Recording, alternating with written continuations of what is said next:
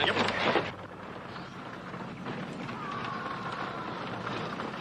Now remember, Hoss, as soon as you set that deal with Turner, you wire us, and we'll wire you the bank draft right away. Oh, we've been through this 3 times. Well, our statistics show that it takes an average of 4 reminders for you. Besides, when you get a look at those big city women, you're liable to forget everything.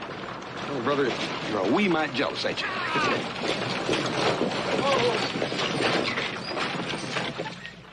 Hi, Toby. I heard you was riding with me this trip, Hoss. How far are you going? All the way to Denver. Keep an eye on them for us, will you, Toby? Denver's a big city. Yeah, especially around the women folk there. Oh, speaking of ladies, maybe I better check my women passengers. See if they want to stretch their legs a bit. Hey, got some ladies on this trip, Toby? Yeah, all the way from San Francisco. You ladies like to stretch your legs a mite? Thank you, driver. It's a little cramped in there. You'll enjoy a little walk. Fine.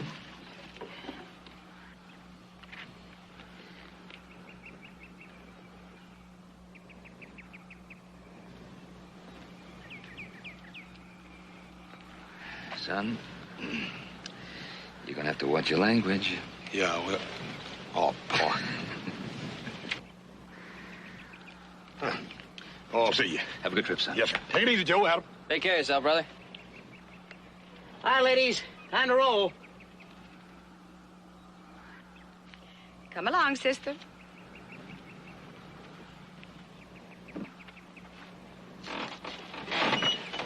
Ma'am?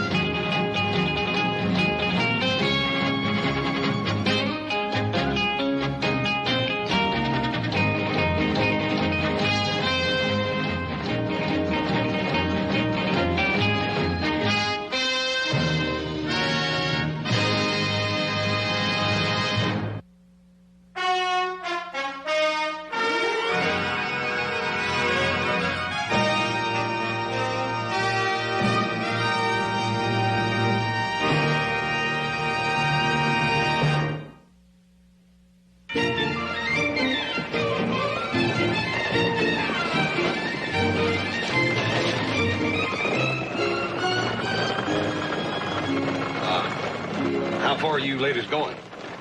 All the way to Denver. Just so happens I am, too. My name's Hoss Cartwright. Horse? No, ma'am, not horse. Hoss. H-O-S-S. What a lovely name it is. I'm Sister Mary Kathleen, and this is Mother Veronica, my Mother Superior. Howdy, ma'am. We're a nursing order. Mother Veronica has just come all the way from Europe, the order's headquarters, on an inspection trip. We came around the horn to visit the San Francisco house, and now we're going to Denver. Please, Sister Mary Kathleen, must you ramble so? I'm sorry, Mother Veronica. All Irish are afflicted with the running of the tongue. It's my greatest affliction. I pray about it all the time. Yes. And now I think it is time for meditation. Perhaps it will help your affliction. Yes, Mother.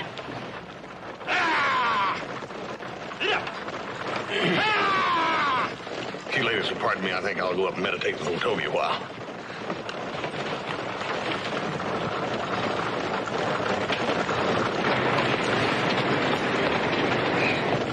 Mother in heaven. I felt for sure he would fall. He's a giant of a man. My Uncle Mordecai was like that. Your Uncle Mordecai. This preoccupation with the exploits and deeds of this worldly uncle of yours is a weakness with you, sister, among others. You may do well to use the time to think on them. Aye, but for sure he was a legend in Boston.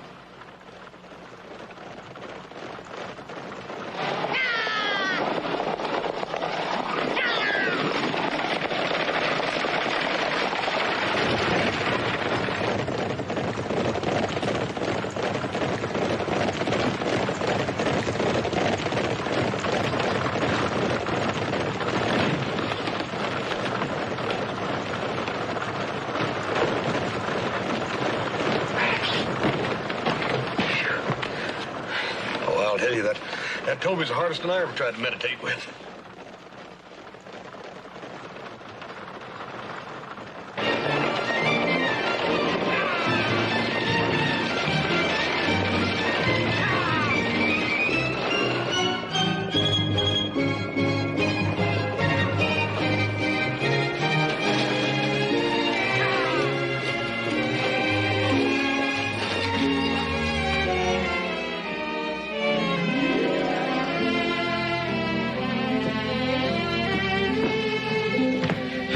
I'll just put your luggage back there in your room unless you want to keep your purses here with you. Purses? Those are our medical bags. We had a nesting order, don't you remember? Put everything in there, please. Yes. The rate you talk, sister, it's hard for anyone to remember anything you have said. Ladies, I'll round up old Sam and get us some grub put together. Be back in just a minute. Grub? What is this scrub? Oh, it means food. It's a Western expression I learned. You learn many things rapidly, sister. Too bad they're not always the right things.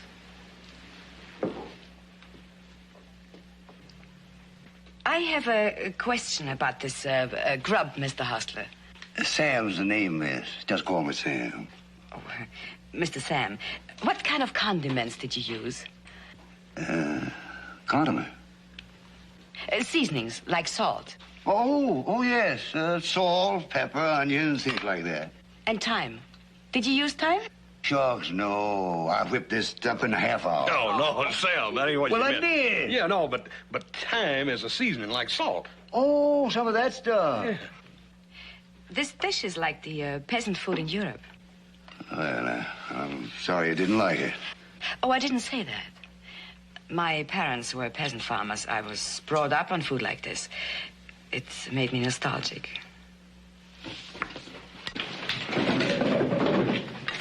The dishes will be taken care of. I'm sure you have other chores to perform. Oh, well, you don't have to worry about that, ma'am.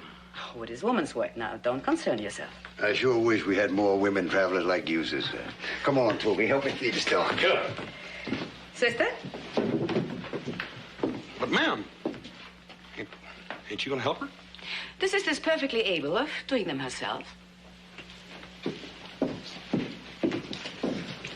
Oh, no, thank you, Hoss. Oh, but, ma'am, I won't help you. Oh, no, please. I prefer to do it alone. But, ma'am. Whatever you say, ma'am.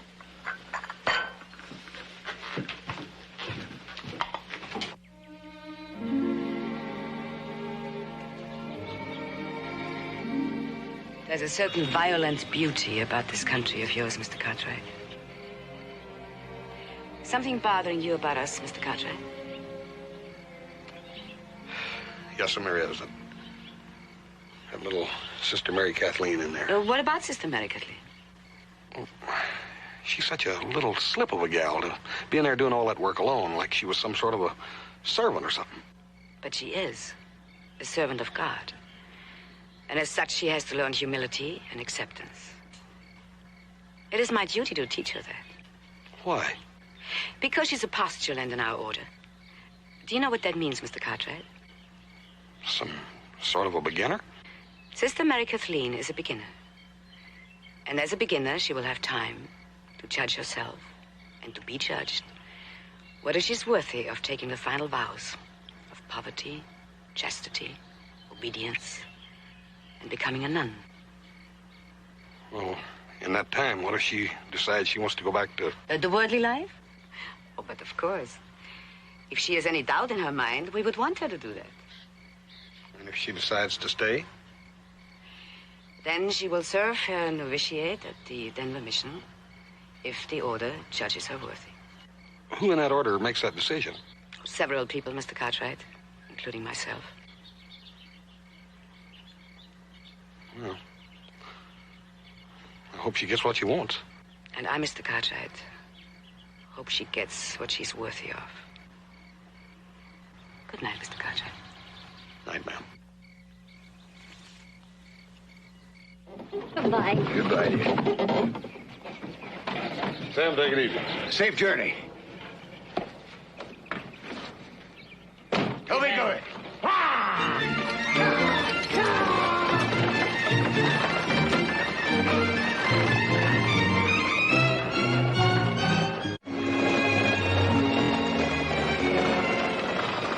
like it's gonna be another hot one. I suppose so, Hoss.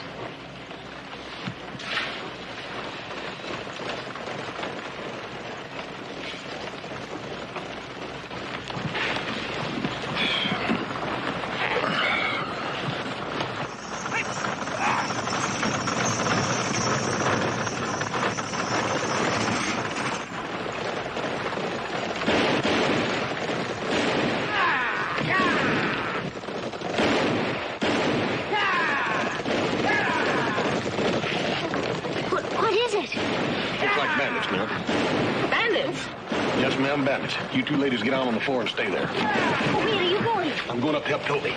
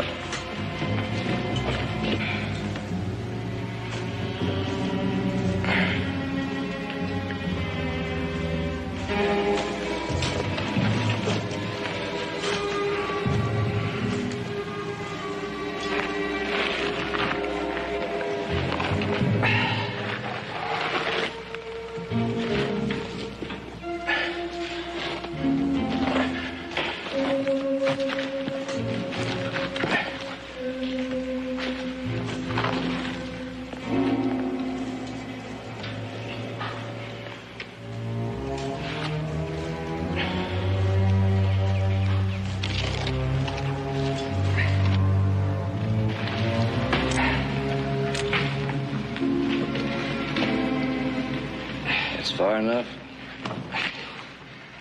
What's with him? He's dead. It's too bad, but he shouldn't have tried to run.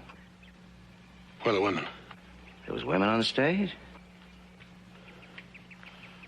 Well, maybe we ain't gonna come out so dry after all.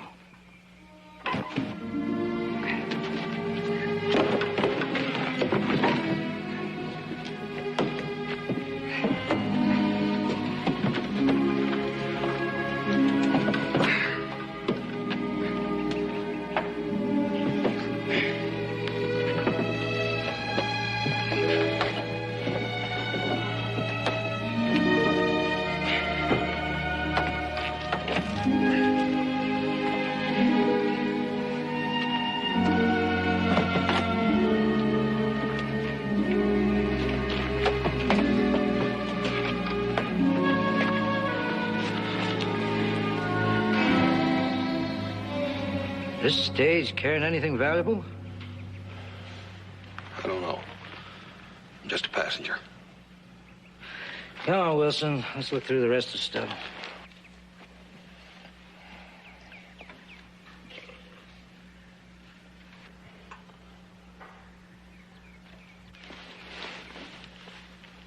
What's happened? Well, stage hit a chug hole.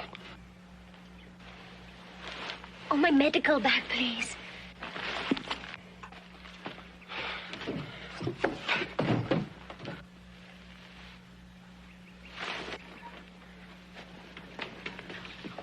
Would you get my veil, please? Huh? My veil, my headdress. Oh.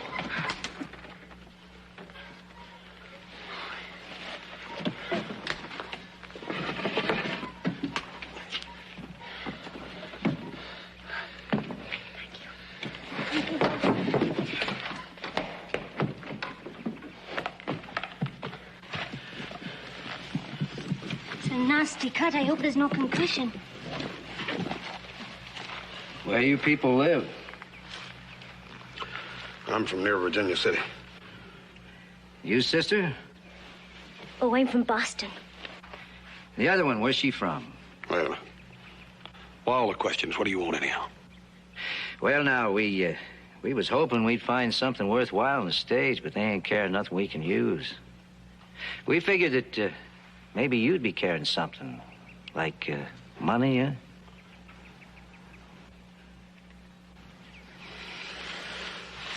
Got a couple $100, that's all. Yeah, it's better than nothing. You, sister, how much you got? They don't have nothing to do with money. Seems to me it takes money, come all the way from Boston. How'd you pay for the tickets and such to come way out here? Mother Veronica handled all the... So she handled the money, huh?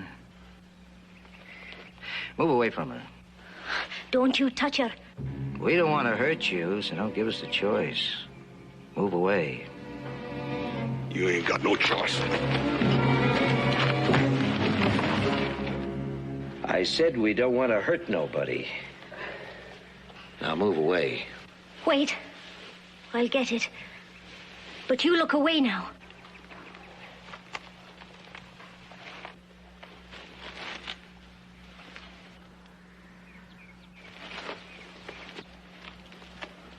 Here.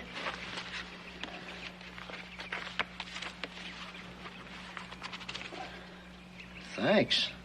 I'll always remember you. And the other one. Let's go.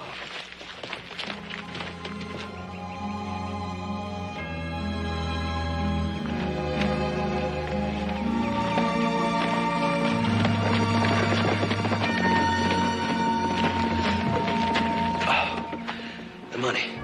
You gave him the money. How much was in there? I don't know. But it's hardly important. Mother Veronica is.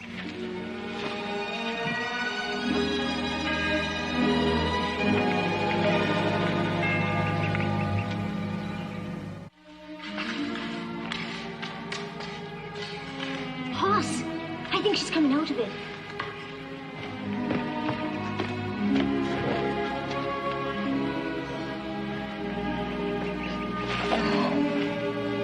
Mother Veronica, there was an accident to the stage. You had a nasty blow on your head. You take it easy. Where's the driver? He was killed in the accident. Poor man. May God accept his soul. And those men that were following us, They've gone. what did they want? They were bandits. They took what money we had and left. My money belt. Where is it? Well, they took it. They took it. But how could they? How would they even know? Well, I'm sorry, Mother Veronica, but I gave it to them. Mother Veronica, it wasn't her fault. They would have taken the money anyway and perhaps even have harmed you doing it. And how did they know I had it? Well, they tricked me. They tricked you. Do you know what that money was for? It was money for a hospital, for our mission in Denver. Mother Veronica, how much money was in that belt? $10,000.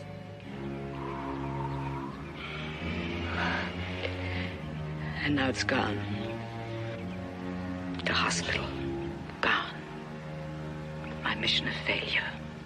I'm sorry. I'm so sorry. You're sorry, sister, for what? The suffering and death that will occur because of no hospital. Mother, please. Oh, spare me, sister. It reveals your lack of strength. I would have died rather than give up that money. The hospital. Died.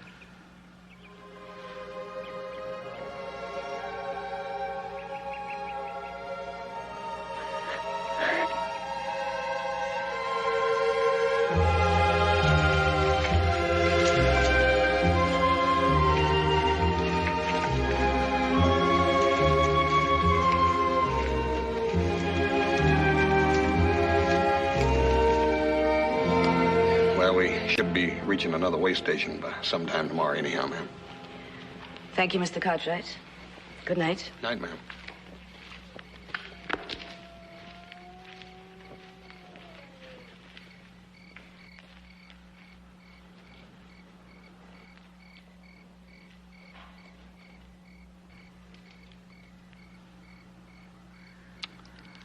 Hey, how about some more rabbit? No, I shouldn't. Why, sure you should. You got a long, hard day today. Do you really think so? Sure you should. Here. You know, anything will taste good when you're hungry enough. I know. Except for the last few years, I think I've always been hungry. How's that? Well, I came over from Ireland with my parents to escape the famine. So many other Irish did the same thing, that jobs and food were scarce in Boston. You must have had a pretty rough life. I'm sorry.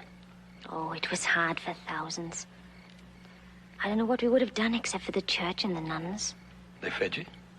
Oh, they did more than that. They fed our souls, too. They made us feel that God had not forgotten us.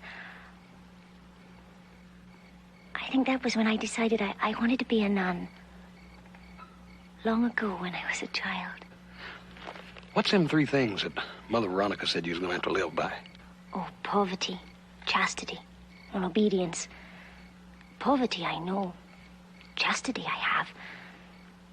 It's obedience that I can't seem to conquer.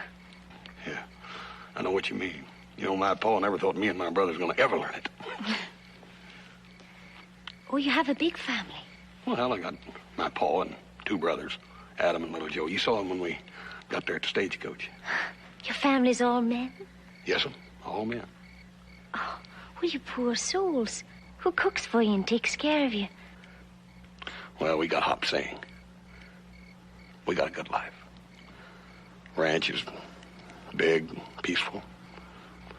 We got food and comfort. And on top of all that, we got each other. Oh, that sounds like heaven. Food and space to breathe and a family. Mother Veronica's right. My thoughts are worldly, and I enjoy them. She is right, though. I am stupid and weak.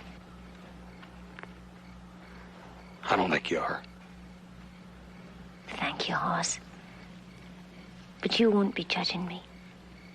Mother Veronica will.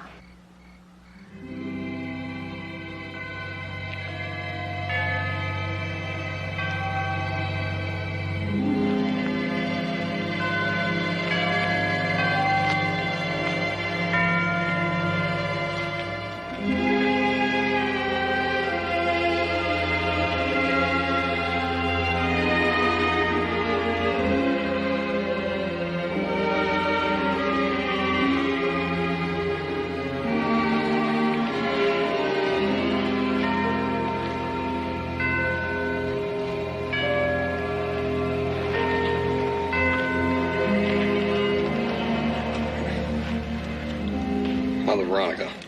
Yes, Mr. Cartwright. Ma'am, I'd like to talk to you for a minute if I could. What about Mr. Cartwright? Well, first of all, ma'am, my name's just plain Hoss. You know, I feel like I used to when my little brother'd get in trouble and I'd have to go to my pa for him. To plead for understanding? Like you come to me now for Mary Kathleen? Yes'm. And what do you plead for her, Mr. Cartwright? Well, ma'am, she's so young. But she's old enough to have strength and weakness. Yeah. But, you know, sometimes a body wants something so bad that, well, they make a lot of mistakes just trying too hard. Wanting something very much does not always make it the thing you should have. That is the purpose of the novitiate, Mr. Cartwright. To separate those who truly want to be called from those who are truly called. If I seem harsh with her, I'm only trying to help.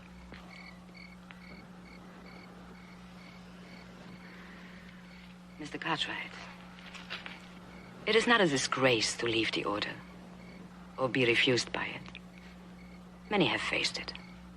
And many have done more good for the world by becoming good wives and mothers than they ever would have as nuns.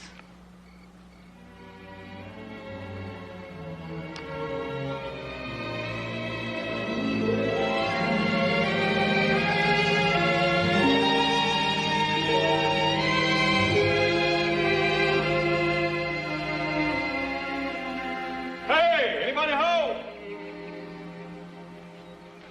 Hello? It's funny. Only one horse. Should have a bunch of relay horses out here for the next stage. Maybe they abandoned this particular station.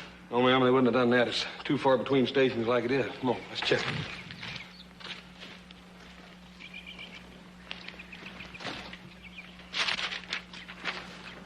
Well, what do you know about that? The hostler took the horses to Owl's Point to report a stage that didn't arrive. That's us. When will he return?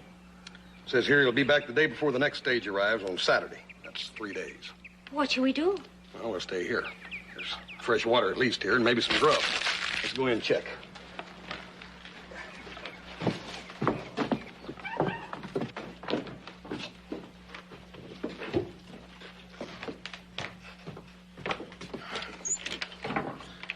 Hey, we're in luck. There's dried beans and jerky in there. Jerky? Now, what is this? Oh, jerky's a kind of a dried beef. It's awful tough, but it's tasty and nourishing. Sure, and you have strange names of food out here. Grub and jerky. Oh. Oh, what was that? Sounded like a moan. Sound like it came in this room.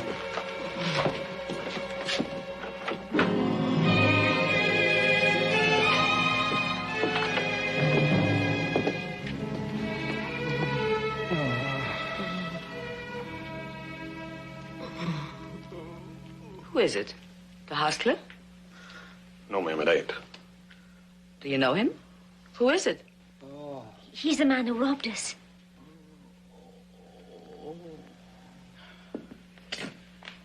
Where's the money? He's out from the wound. Looks like he and that partner of his must have gotten in an argument over the money. He lost. Get some water. I'll get the medical bag. Do as I say, get some water. Wait a minute. I saw some in the other room. I'll get it. No, please. Search him for the money.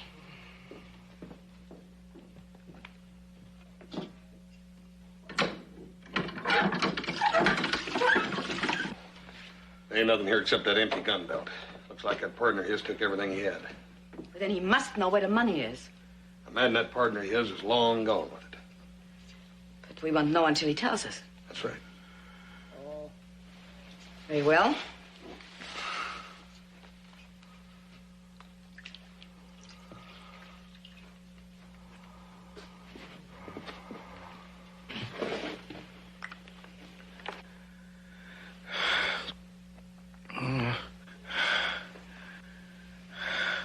Where is the money? Well, don't shoot. You can have the money. Don't shoot. He's delirious, ma'am. From that wound. That bullet's still in there. If I can get the fever down, he'll be coherent.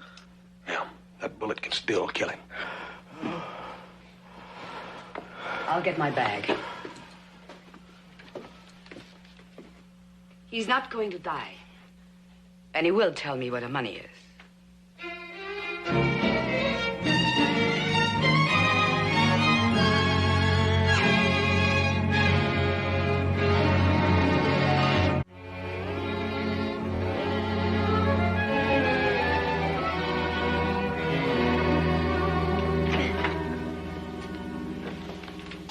How is he? Oh, he seems to be breathing easier. Cleaning the wound probably helps stop the infection and reduce the fever. Not conscious yet, though, huh? No, not yet. How's Mother Veronica? She finally dropped off to sleep out there in that big chair. Oh, she needs the rest. She was in here most of the night, you know. Hey, got a pot of coffee going out there. Won't you go out and get a cup? I'll stay in here and keep an eye on him. Thanks, I will. Do you make good coffee, Hoss? Ma'am, that's one thing a bachelor learns to do right. I bet you drink too much of it, then. You should get yourself a good wife who can cook. Aim to do just that one of these days. Ma'am, wait a minute.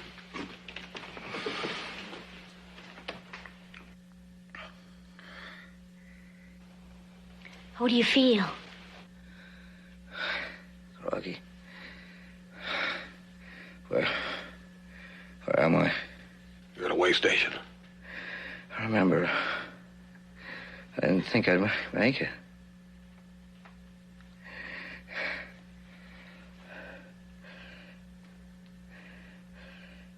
Did you take the bullet out? No. You're... That's right. We're the folks you robbed. I told you to call me. I was just about to call you. I said immediately, not 1 minute, 3 minutes after he regained consciousness. Obedience, sister, obedience. I'm sorry, Mother Veronica. You're better. Now, where is the money? I ain't got the money. I find it difficult to believe a man like you. Honest. I had a fight with my partner. He shot me. Took the money and left. How do we know you were telling the truth? Did you find the money on me, sister?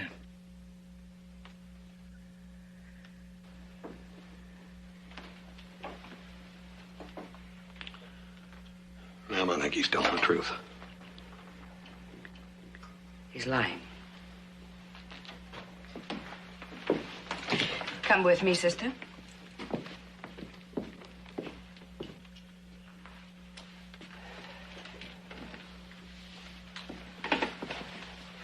I'm afraid you're in a heap of trouble. You mean you're gonna turn me over to law? If you live long enough. What do you mean by that? You still got that bullet in you.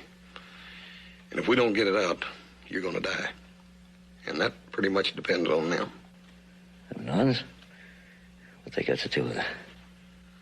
Well, they're also nurses. They got medical bags with the right kind of instruments to get that bullet out with. Then get them in here. You forget. You robbed them. You do it, mister. Oh.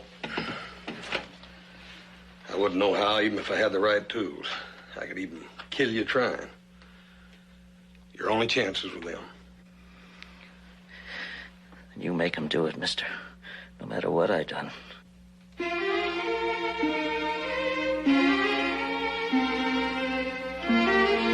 I'll try.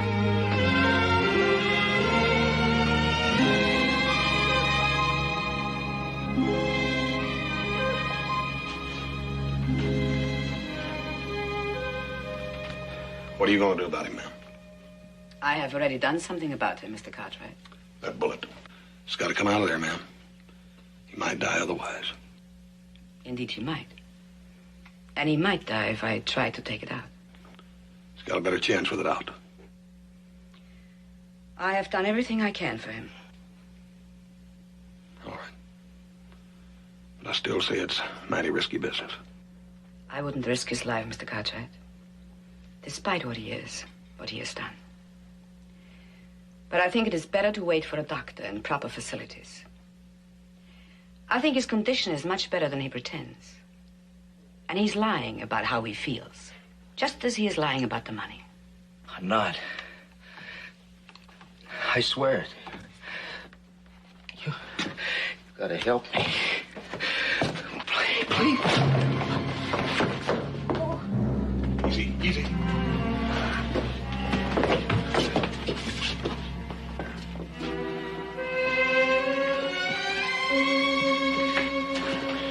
Always opened his wound. Would you get my medical bag, please? What are you going to do? I think Haas is right. The bullet has to come out. You trust his opinion rather than mine? Years ago, my Uncle Mordecai came home from a fight. Well, I took a bullet out of him. Your Uncle Mordecai. I told you I think this man is pretending. But if I think I can remove the bullet... Then you would disobey me? You've told me I must be strong. Well, I'm trying to be. I think I can help this man.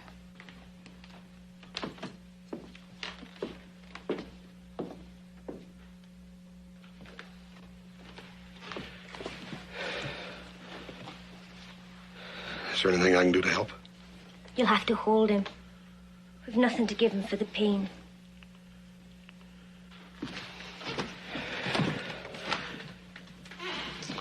You know, sister, Mother Veronica could be right. Maybe he could make it till we could get him to a doctor. And maybe he couldn't. Thank you, Horse. But I must do what I have to do. First, let's get the bandage off.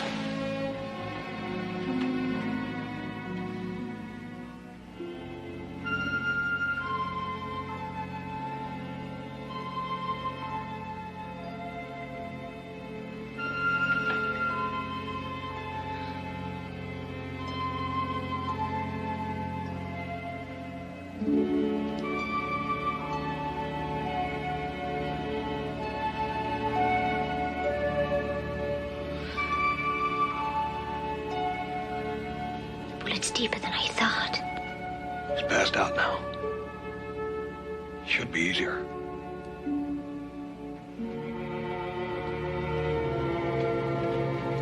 Move over, sister. I'll take over. It's all right, child. Will you be able to help him? Oh, yes, of course. Then let's get to work. And let's hope he has a little of your Uncle Mordecai in him.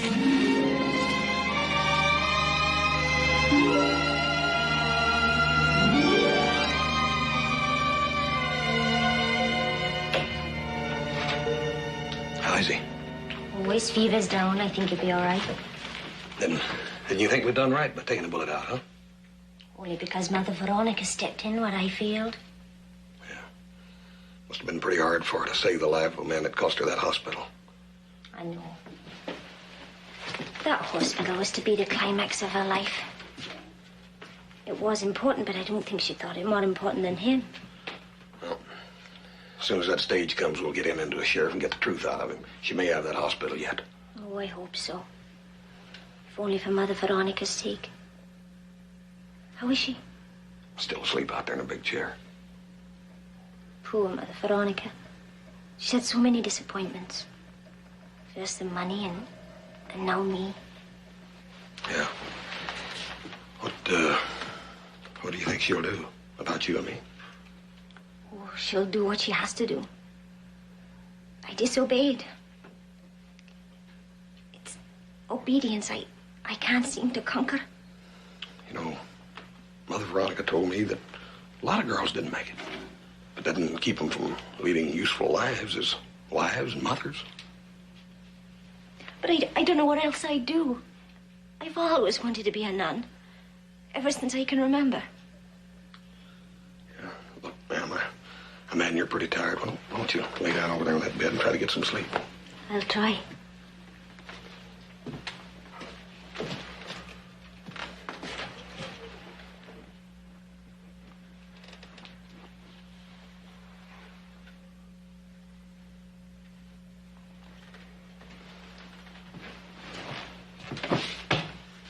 You did him a favor. Now he can do you. You know, Mary Kathleen, if you were to decide to go back home to Boston by San Francisco, would you come by the ranch and say hello? Oh, that'd be nice. I'd like to meet your family and see your ranch.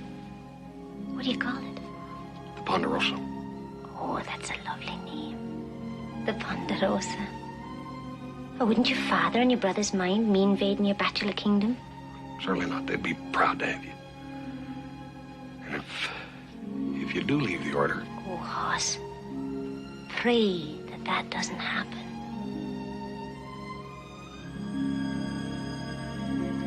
I'll pray for whatever makes you happy, ma'am.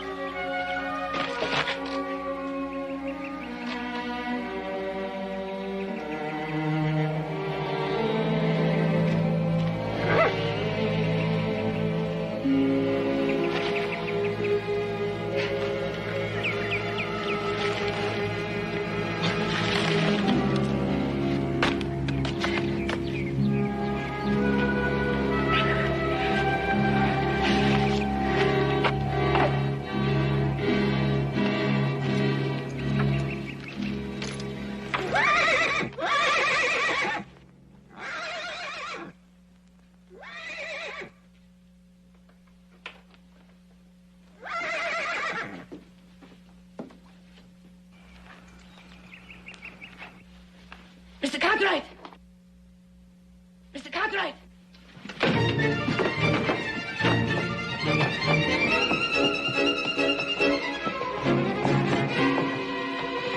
Stay right where you are.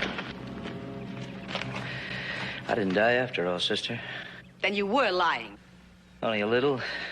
My partner really did shoot me, take off for the money. But I got the last shot, and I aimed better.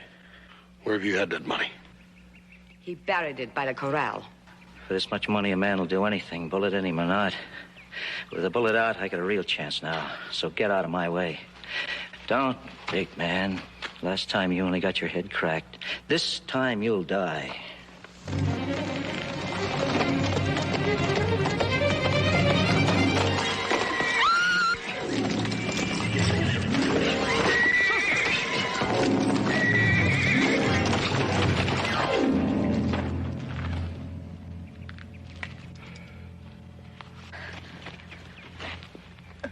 You foolish child. What are you hurt? It's my chest. The horse's hooves. I'll get my bag, Mr. Cartwright. Oh, no. No, hold me, Mother. Why did you do it? Why did you do such a foolish thing? I had to. For it was a question of strength. Was it not? Yes, my child. And I was strong. Wasn't I? Yes, sister. You were strong.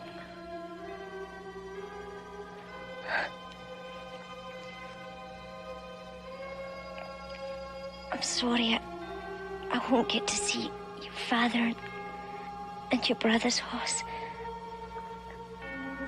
And that peaceful ranch. The Ponderosa. Aye. Such a lovely name. The Ponderosa.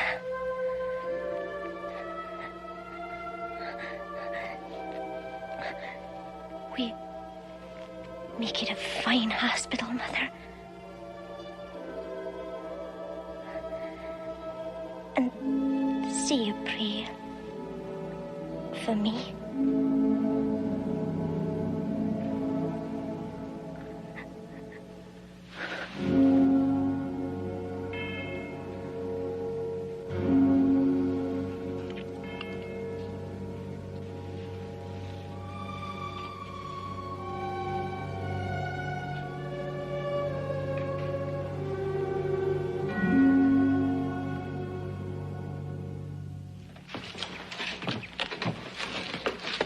Here you are, Clint.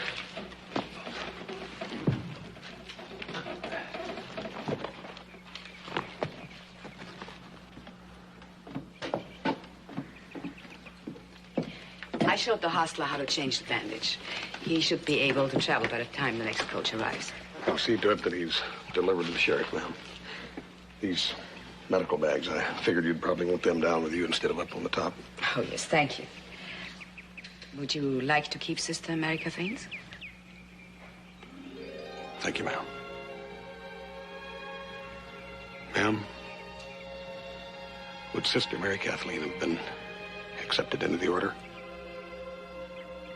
No, I don't think she would have. I'm sorry. Ma'am, she got the money back for the hospital. She had to be strong to do that. Oh, she did a strong and magnificent thing. But in her case, that wasn't only a question of strength. She could have never rejected the world she loved so much. Your world suffered a greater loss than ours. Yes. May God always be with you, Horace. Thank you, ma'am. And now we must go on.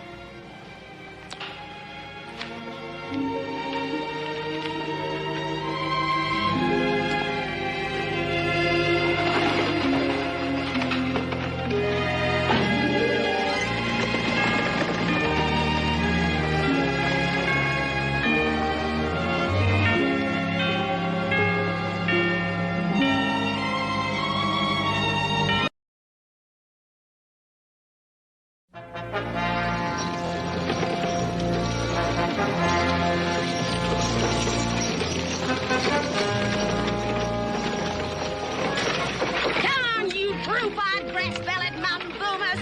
We ain't got all month. Hell, you grubbing nose, fence-crawling case of worms. Hell, you all get along. I'm gonna get me a 2x4 and bust it across your stupid, bone-filled, stubborn-headed head. Hold on now, Cal. Ain't no call for you to bust loose on them niggles. They's doing the best they can. They ain't doing the best they can. Get on, you sons of Satan. Yeah.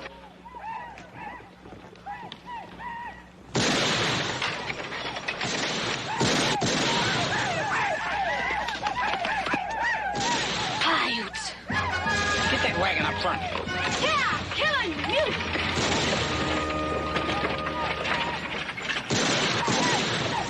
Get out of that wagon! Get under there. Here.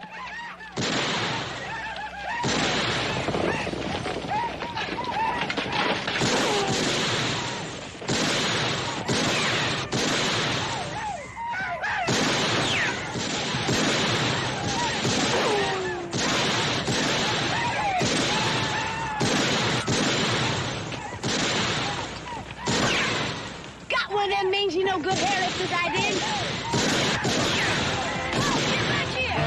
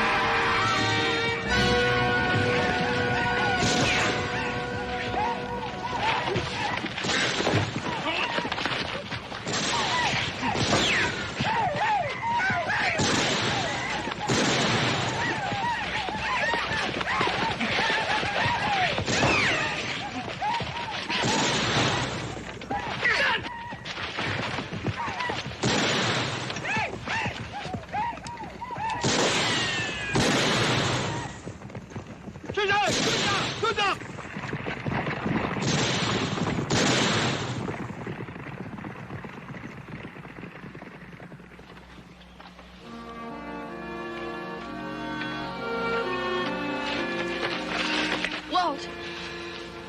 Cal? Cal, who's gonna take care of you?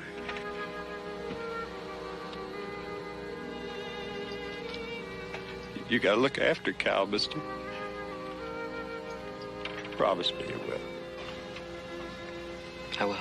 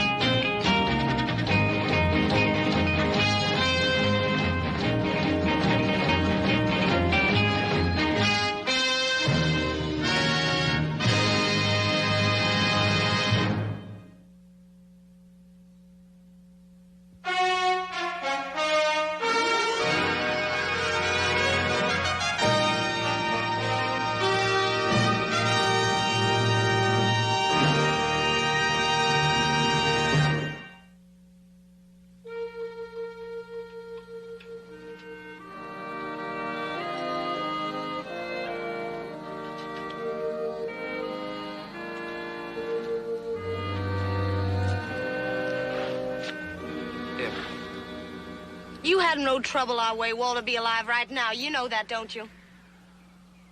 You think that hasn't been bothering me? Walt was a good friend. Look, I know it's a little comfort to you now. All I can say is I'm sorry. I guess maybe them pirates is chasing me. I'd done the same thing. I had no call to say what I did. I'd be beholden to you if you just forget I ever opened my mouth. All the same, I'm sorry. I made him a promise. I feel kind of responsible for you. No country for a kid to be running around in alone. Especially if the kid's a girl. A girl? Don't you go calling me no girl. Well, why not? That's what you are, isn't it? How'd you find out? I took a wild guess. You won't tell nobody. You gotta promise me you won't tell nobody. Well, why not? Because a lot of people think like you think. This ain't no country for a girl to be wandering around in alone. Well, I got a lot of wandering to do. A lot of places to see. And I don't want no blue-nosed old ladies or dang-blasted peace officers trying to stop me. You understand? Mm-hmm. Promise? Promise. That is if you promise to come out to the ranch with me for a couple of days. Just to give yourself a little time to decide where you want to go and what you want to do. You got a ranch? My pa does. I live there with him and my two brothers. Kind of like to have you meet him. I'd like to have him meet you, too. What do you say? Is it a deal? It's a deal. After I deliver this here stuff to Virginia City. Okay. Better get started. We got a long ride ahead of us.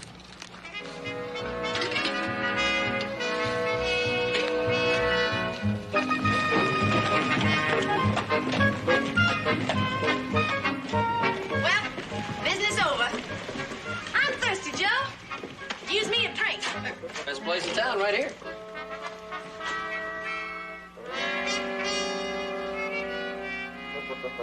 There's the place. Hey, wait a minute. Hey, you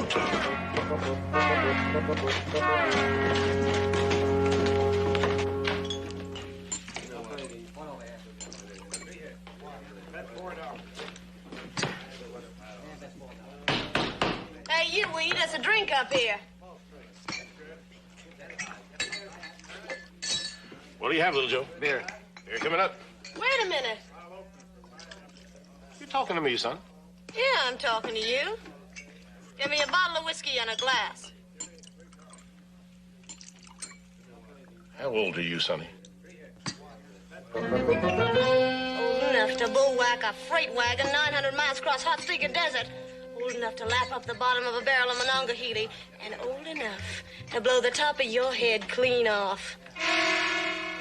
Now, how about that whiskey?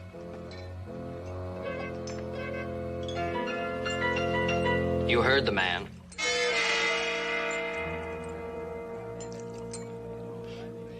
Well, that's fun. What do you really want? Got lemonade, fruit punch, grape juice? I'm buying. I want whiskey. And old Cal's buying. I said a glass. I gotta see.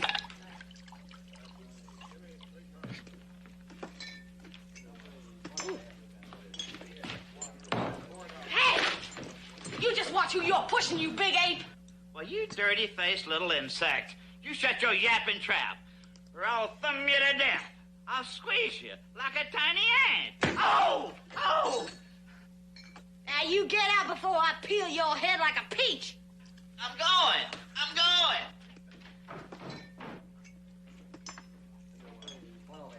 Them big fellers like babies, they is. Yeah, well, you keep that up, you're not gonna live long enough to spend this. Stop that drinking. You had enough.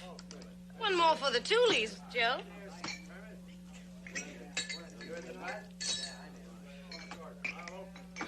Where we going now?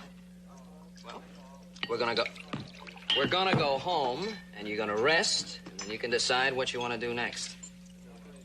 And you're gonna take a bath. You ain't exactly no violet either.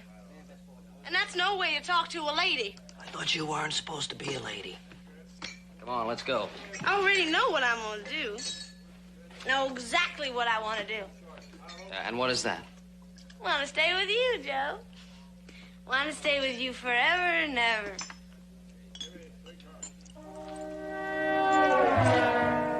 Oh, boy. See you, Bernie.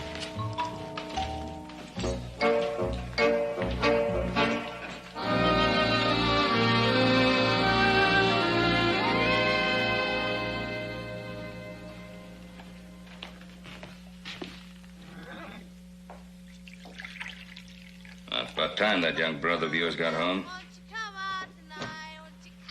That's Joe? That's our little brother. He must have slept in the swamp all night. Dance by the light of the moon. here's Cal. Howdy. Cal, this is my pa, my brother Horse, my brother Adam. Oh, son, looks more like buffalo to me. Buffalo, gals, won't you? Joseph? Oh, Cal's just gonna spend the night, Pa. Oh. Yeah, we're just gonna go upstairs and get cleaned up a bit. How about that bath I promised you, Cal? Yeah, how about that bath you promised me? Yeah, don't you worry about a thing, Pa. I'll take care of everything. See you later, fellas. Good to be home, Pa.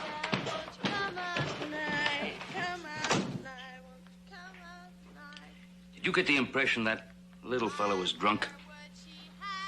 Drunk on a fly in the corn squeezers.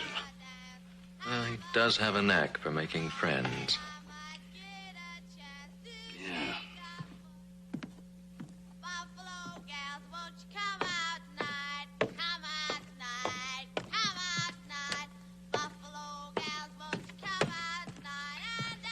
He sure got a big voice for a little fella.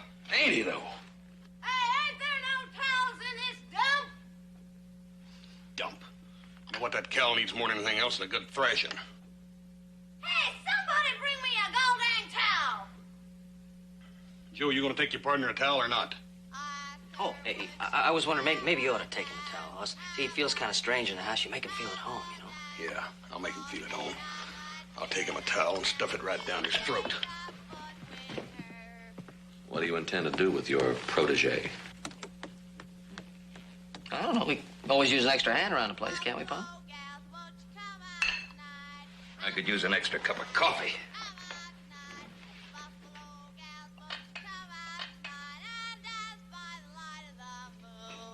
Hey, how about that towel? I'm coming. Keep your pants on. Yeah, burn it all in. I ain't got no pants on.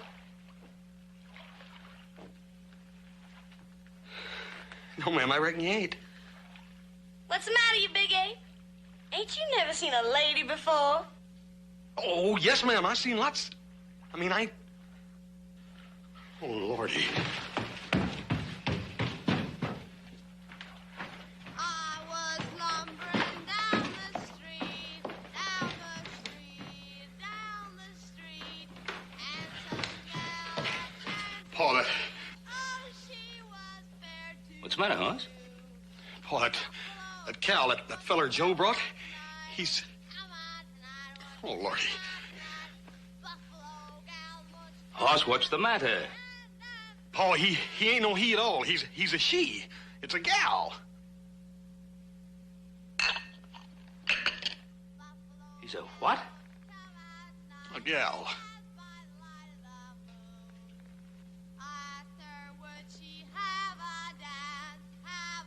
Joseph?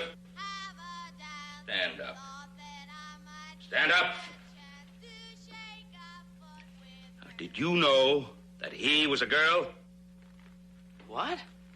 Oh, no, Pa. If you knew I knew a thing like that, I'd certainly tell you about it, wouldn't I? I don't think you'd have told us. Joe, I'm gonna tear you limb from limb. Howdy. That man's a peeping Tom. Now, ma'am, that ain't true. I mean, Cal, I'm just coming up there to give you a towel and Oh, Lordy. Ma'am?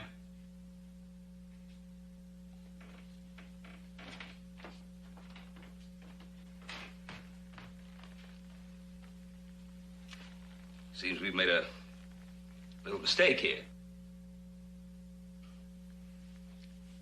What might your last name be, ma'am? My last name might be Canary. Well, then what might your first name be? Jane. Jane. Well, how come you call yourself Cal? Well, that's short for Calamity. Calamity? Calamity Jane.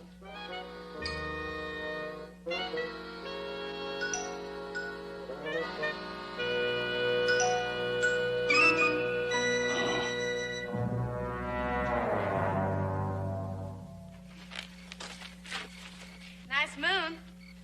Yeah, it's nice. Aren't you tired? Tired? Why should I be tired? Had a long, hard day today. You're not tired? Nope. Oh, I am. I am tired. Hey, you know what we have to do tomorrow? First thing we gotta do is get you some new duds. Can't have you walking around here looking like one of my brothers. What's the matter with the way I look? Well, nothing. You look great. Look great. You know, I like you, Joe. Don't guess I ever met a fella I like better. You ain't nothing like John. John? Who's John? He's the fella I was running away from. Always chasing me. Wants to marry me. But he's a dentist, and I just couldn't stand the thought of marrying a man who spends most of his time looking down people's throats. But, speaking of marrying, a gal like me would make a fella a mighty fine wife. Why, I can ride with the best of them. Snap a fly off an oxen's ear with a bullwhip 4 times out of 5. Clear leather faster than a cat can sneeze. Drink more whiskey and I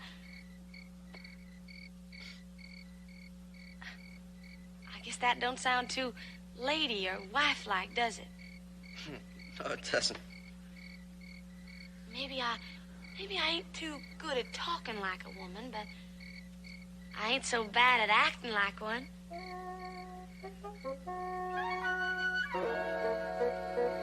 Joe?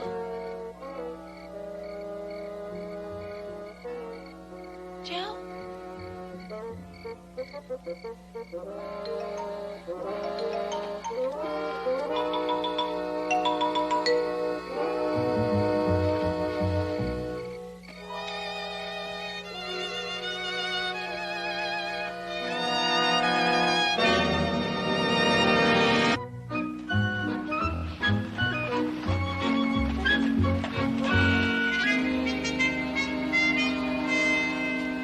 Do you like it, Joe? Do you like it? Yeah, it's nice. Oh, Jojo, nice is all you have to say? Why, this is the latest fashion from Paris. Why, mademoiselle is very chic in this dress, and she's very pretty. You know, she will be the most beautiful girl at the fireman's ball on Saturday night. Fireman's ball? Well, I guess I just ain't the type of them fancy shindigs. Oh, the hair, Jojo. What are we going to do with her hair? Well, we could always cover it. Mais je vous en prie, c'est un sacrilège, un beau chapeau comme ça. Voyons.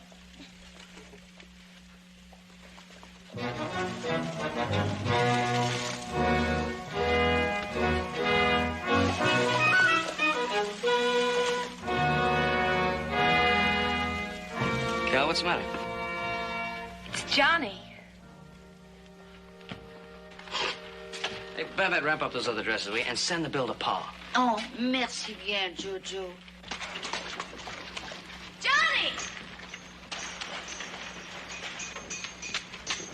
I just knowed you'd follow me, Johnny. I just knowed it. Who's he? Well, that's Joe Cartwright. He just got me all gussied up. How do you like it? I was very considerate of Mr. Cartwright. Wasn't it? Well, what are we standing around here for? This is a big day. I got me a brand new dress and 2 fellas. Let's just go in this here saloon and lap us up a belly full of drinks. Let's just do that. Hey, listen, you two must have a lot to talk about. You'll join us, Mr. Cartwright? Well, very kind of you. Don't mind if I do.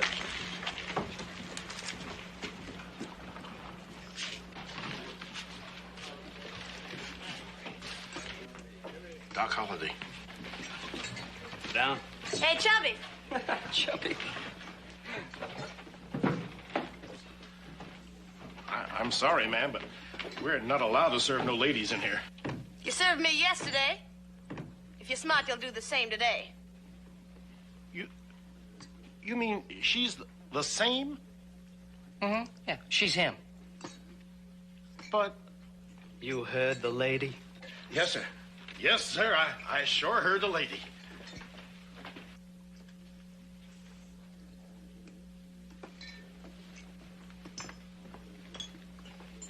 Jane looks real pretty. That was nice of you to do that, Mr. Cartwright. Why did you do it?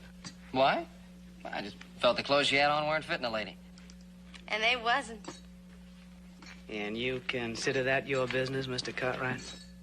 Ah, come on, don't be so formal. Just call me Joe. All right, and And you can call me Doc. Oh, Doc? Holiday. Holiday? Oh. It's Doc Holliday. He's that dentist I was telling you about, Joe. Oh, sure, the dentist. My teeth are all good. It's a real pleasure to see you, Doc. Well, let's keep it that way, shall we, Mr. Cartwright? Sure, Doc. Let's. And now that we understand each other, I'm sure you'll excuse us. Hmm? Oh yeah, I got a lot of things to do anyway. You probably have a lot of things to talk about. Hey, now, wait a minute, Doc. No, please. I've got to go pick up your clothes, and I got to go shopping, and I got a lot of things to do. You just, you know. You had no call to do that, Doc. Didn't I? No, you didn't, gol dang it. You're coming away with me. Now. I ain't going nowhere with you, Doc, let alone marry you. Now, look, Doc, it ain't that I don't like you, 'cause I do. I got a deep sisterly affection for you. But it ain't enough for marrying. It just ain't. And him? I don't know. That little Joe, he might be just the fella for me to want to settle down with and be a lady. A lady? You will never be a lady. No more than I'll ever be anything but a man running to meet oblivion. Folks like us, Cal, we got the devil on our coattails. And he's ridden us and whipped us so long we're used to it. And maybe we even like it. We're much alike, you and I, and we need each other. And I'll kill the man who tries to take you from me.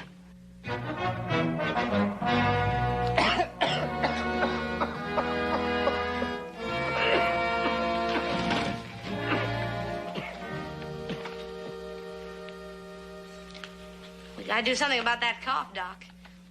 Yeah, I gotta do something about that. Maybe you're right. Maybe we do have the devil on our coattail. But I gotta try. I gotta see for myself. Ride out here and give me a chance. If it don't work, I'll come a-looking for you, I promise. You won't have far to look. I'm not going anywhere. Suit yourself, Doc. Well, I gotta go along and get me some more of that ladylike wearing apparel.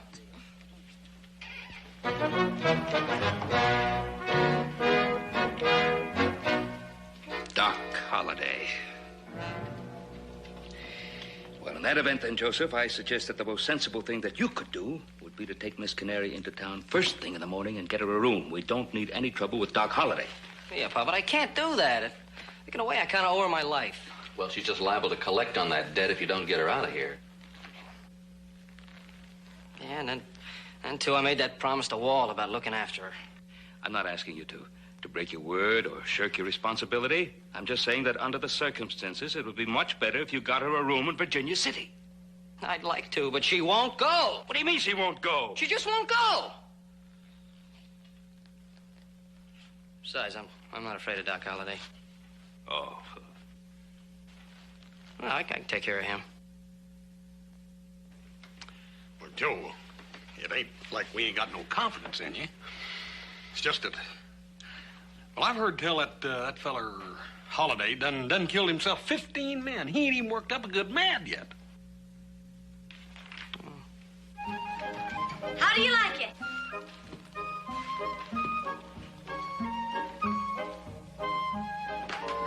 You don't like it? Oh, no, it's very nice. Very nice. Well, we have some work to do, fellas. You come out when you're ready, Joseph. Hey, Papa, when you Paula. are ready. Understood? Miss Calamity, you do look nice. Real pretty, as a matter of fact. Thank you, Hoss. boss. Oh, yes, Bo.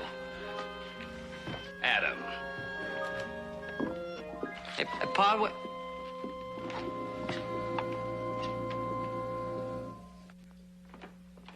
What's your pa mean? Ready for what?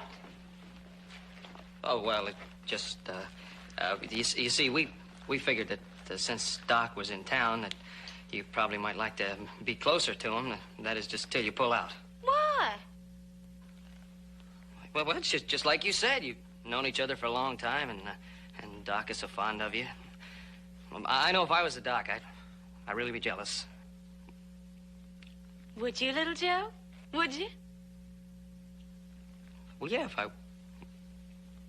So what I thought we'd do is, in the morning, we'd get up and get in a wagon, and I'd take you into town, and get you a real nice room in the hotel. I ain't going, Joe. You ain't? No. How come? I got a big phone for you. You and me. Yes, I do. It's like I told Doc. It's like you told Doc, huh? Mm-hmm.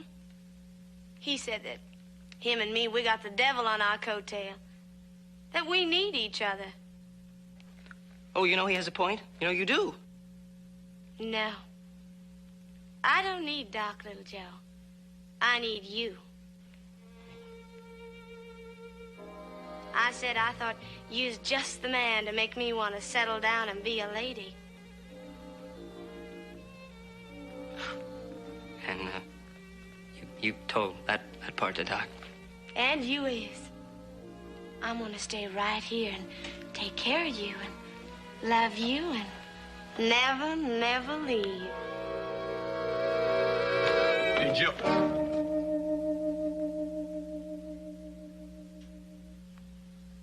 There's that peeping Tom again. No, ma'am, not really. Paul just wanted me to come back and see if he was ready, Joe. He's ready. You go tell your pa. You tell him all about us.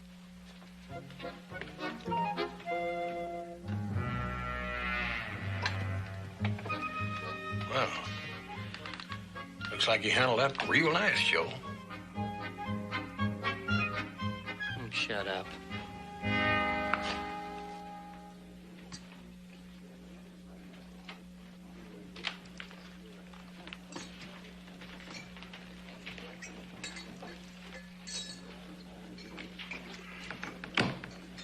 Whiskey.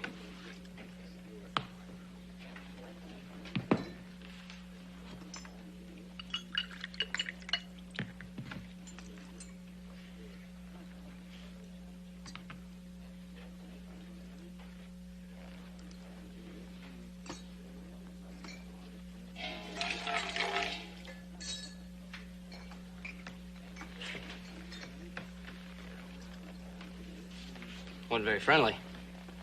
It wasn't meant to be. You got until midnight tomorrow to convince Jane to quit playing at being a lady and ride out with me. And at exactly 1 second after midnight, I'm going to kill you, Mr. Cartwright. Well, now, I've tried to be nice to you, Mr. Holliday, but you're pushing me just a little bit too far now. Now, whatever Calamity wants to do with her life is her own business. It's not mine, and it's not yours. You may be older than me, and maybe a little quicker on the draw, but I'm not backing down to you or anybody like you. They say I'm dying. That means I haven't long to get things I want out of life. And I want that girl. And you better see to it that I get her. You see, when a man knows he's dying, it just doesn't seem to make much difference whether it comes slow or fast. And that gives me a terrible edge over you, Mr. Cartwright.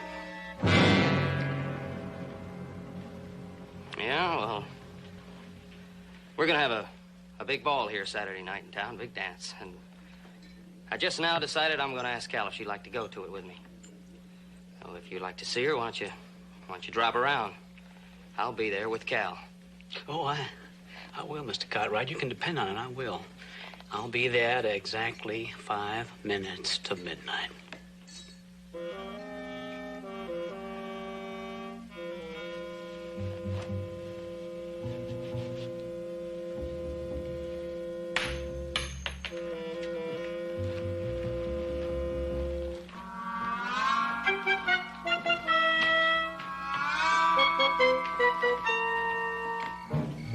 All right, Doc. Anytime you say. What are you doing? I was just loosening up a bit. Why? There's no special reason. It's good for you to loosen up. Hey, does Doc know you're taking me to the ball tomorrow night? Sure he knows. He ain't gonna like it. Well, what Doc likes doesn't concern me. I see. Guess a fella'd have to be mighty fond of a girl to get in a gunfight because of her. Wouldn't he, little Joe? I suppose he would. Especially if he was getting into a gunfight with someone like Doc Holliday. Guess he'd have to be more than just fond of her. He'd have to love her. Otherwise, it wouldn't make any sense. Well, Cal, there's a lot of things in this world that don't make sense, but man just goes ahead and does them anyway. You don't love me, do you, Joe? I like you. I like you a lot, Cal. I see. You know, I ain't never been to a ball before. Ain't nobody ever asked me. In my whole life, this is the very first. I'm beholden to you, Joe. I'm mighty beholden. But I ain't going. What do you mean you ain't going? I just ain't going, that's all. Oh, I don't belong at that ball no more. Now, raw-boned plow horse belongs in a show ring. A lot of fancy frills and gewgaws ain't gonna make a lady out of me, not even for one night. Besides, I ain't so sure I want to be one. All scunched up and tied together like trussed-up chicken. Hey, you look at me and say that, and I don't believe it. Joe, Doc will kill you for sure. Don't you worry about that. That's my concern.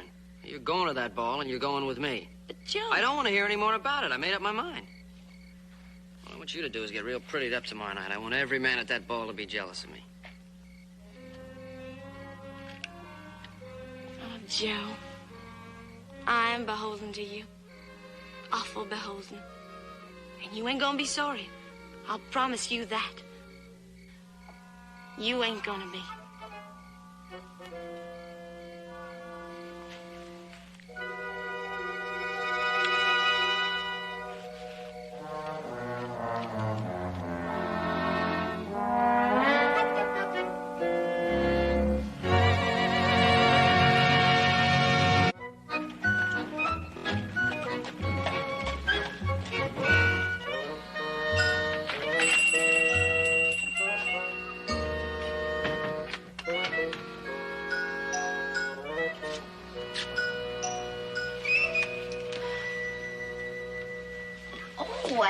Hello, mademoiselle. Bonjour. Good morning. May I be of service to you? Morning, Bavetti. I'm looking for one of them little fur pieces I seen them fancy ladies wearing. Oh, je sais. Mademoiselle is referring to a choker. Like this. It is made of the finest of mink. That varmint looks like cow-stomped squirrel, that ain't it? Cow-stomped squirrel? Well, will have you know, this is cow-stomped mink. Now, what I want, it's bigger than that, and rounder and fatter and... Ah, oui, mademoiselle, je sais ce que vous voulez. You are speaking of a cape. Oh, mademoiselle has excellent taste. Oh là là. Mais certainement que j'ai ce qu'il vous faut. Voilà, tiens. Ça, voilà. Tiens, c'est joli. Mais mon Dieu, comme vous êtes donc difficile à plaire, mademoiselle. What I want is, well, it's round, and it kind of looks like a coonskin cap with a top shot out of it. And you can put your hand... There it is. That's That's one of them. Oh.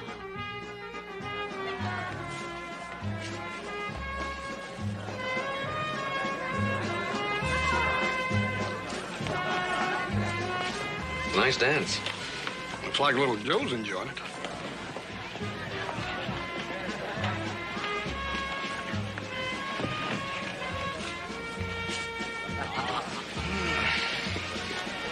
Did he have to carry that polecat while we're dancing? Yep, feel plumb naked without it. Besides, it ain't no polecat, it's mink. Yeah, it looks like a polecat.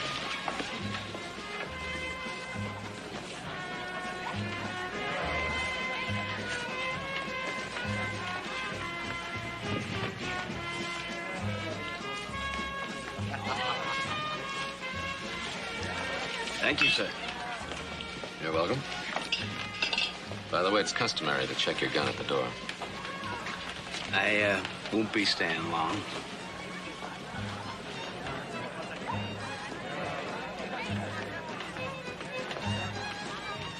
Excuse me?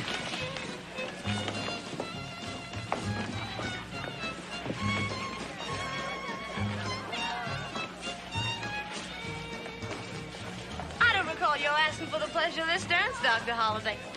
May I, Miss Canary? The pleasure's mine.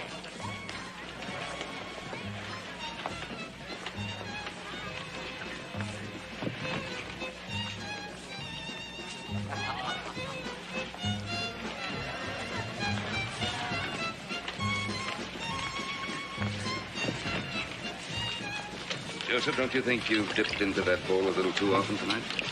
No, I'm just thirsty, Pa. Joe, it's getting late. Ain't you about ready to give up? Let's go home. Don't you want to? I guess he don't.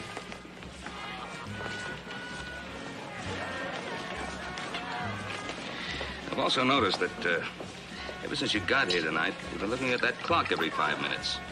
Why? Why? Huh? No reason, just want to know what time it is. Is something you haven't told us? No.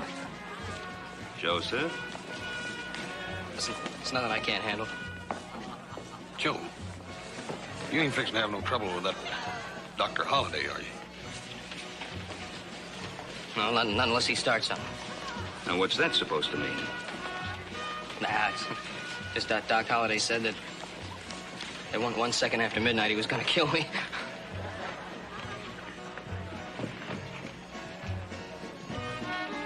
Now, look, son, you're going to get right on your horse right now and ride for the Ponderosa. I can't do that, Pa. You're no match for him, son. You're no match for him. Now, do as I asked you. Ride for home. Pa, I just can't do that. Tomorrow morning, everybody in Virginia City know Doc Holliday faced me down. He chased me out of town and sent me back to hide in the ranch. Now, I just can't do that, Pa. You gotta understand. Adam, will you talk some sense into your brother? You talk to him. He's your son. Hoss. Why? I reckon little Joe's sort of got himself into a pickle. Ain't but one way out of it.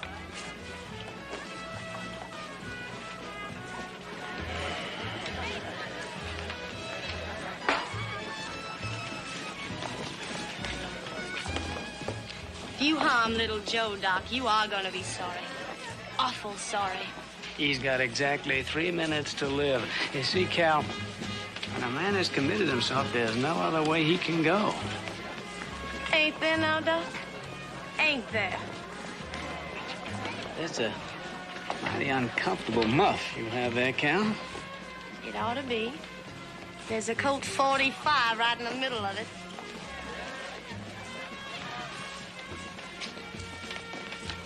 You're joking. You won't be laughing, Doc. If you harm little Joe, I'm gonna blow you clean in two. You can believe that. Sorry, Cal, but it's too late. I just can't back down. And there isn't any other way. You better try and find one. You better search yourself to find a way.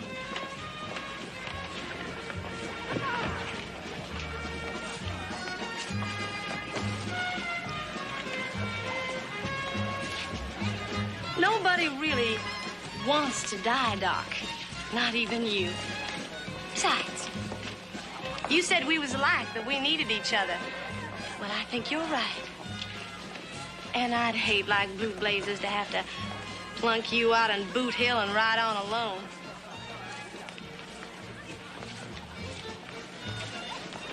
Think, Doc. Think.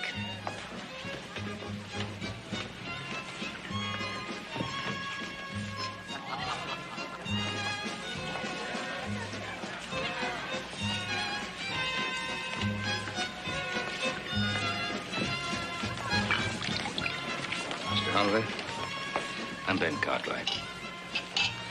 Just a word of warning.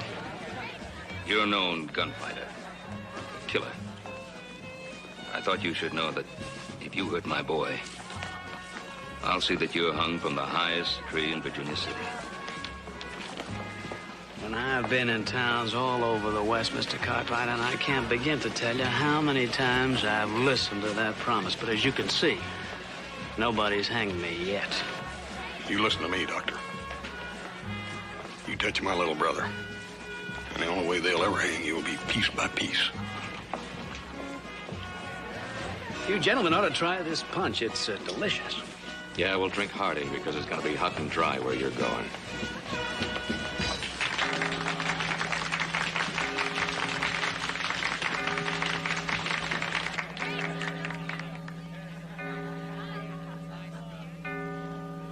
I've known just where I'm going for a long time, mister. A day one way or the other isn't going to make that much difference.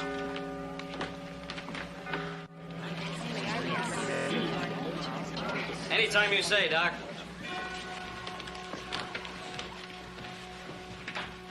Better get out of the way, Cal.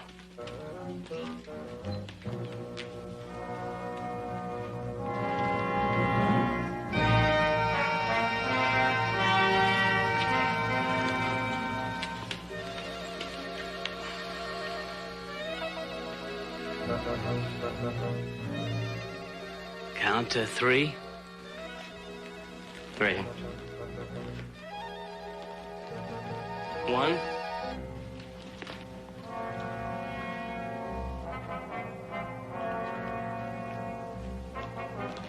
2.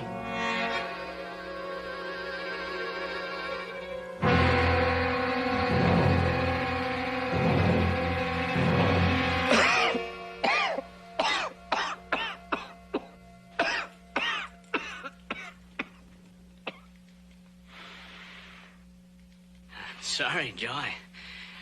I guess maybe any differences we have, I just have to wait.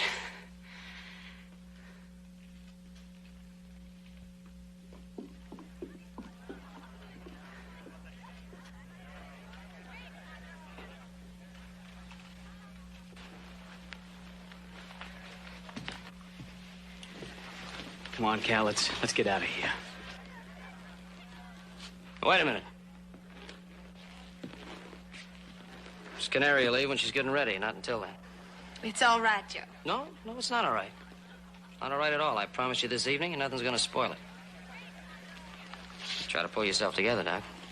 You need me, I'll be around.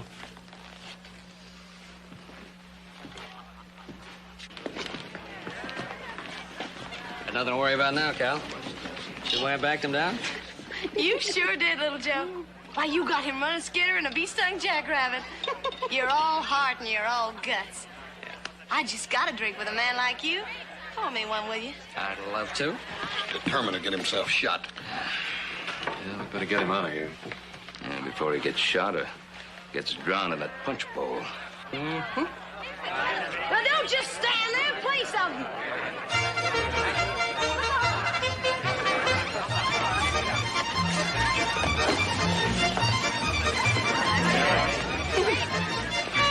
Hey, you enjoying yourself, little brother? Having a heck of a time.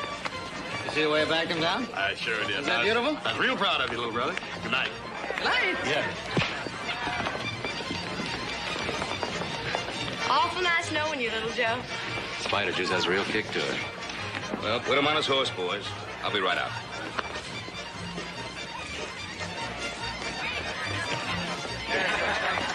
Too bad. I never could cotton to a fella can't hold his liquor.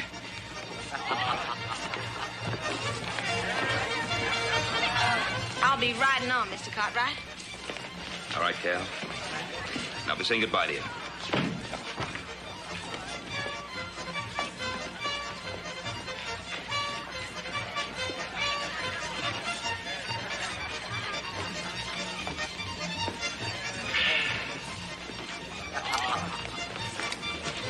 You know, Cal, you're right. Fella can't hold his liquor ain't nothing but a boy.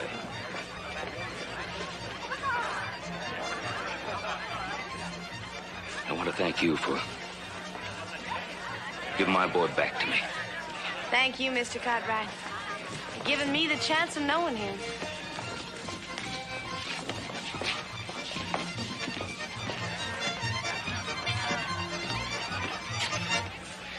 Mr. Holliday, you ought to do something about that cough. Yeah, I ought to do something about that.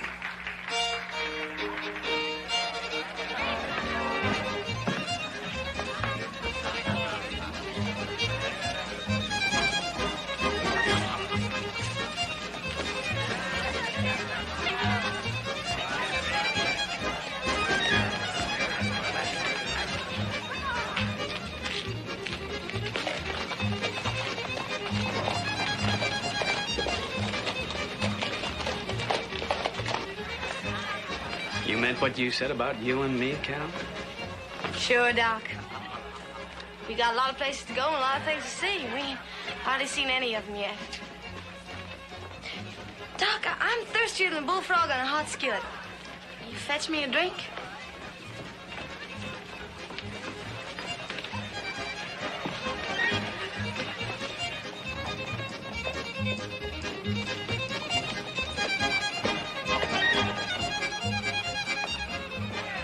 So long, little Joe.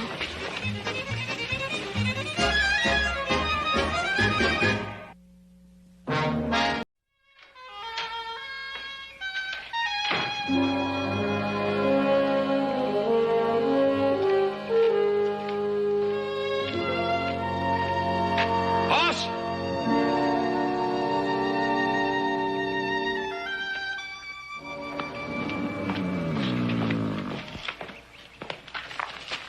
How's it going to be? Well, it can't be too much longer now, Port. I wish you'd asked Doc Samuels over like I asked you to. Paul, I can do anything Doc Samuels can do. Well, that isn't the point. Adam and little Joe are waiting for us to take over those cattle they've been driving in. We're late already. Well, they can wait. This mare can't. Whoa. Easy. Easy. Hand me that medicine over there, Paul, right quick. Huh? That special medicine I cooked up. It's on the second shelf there. Get it for me, quick.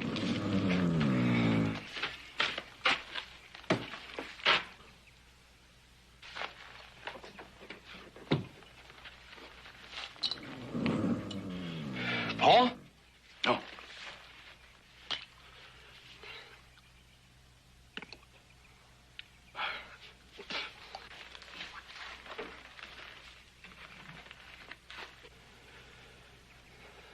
What you got? Oh, an old journal that I was keeping while your mother and I were coming across the country.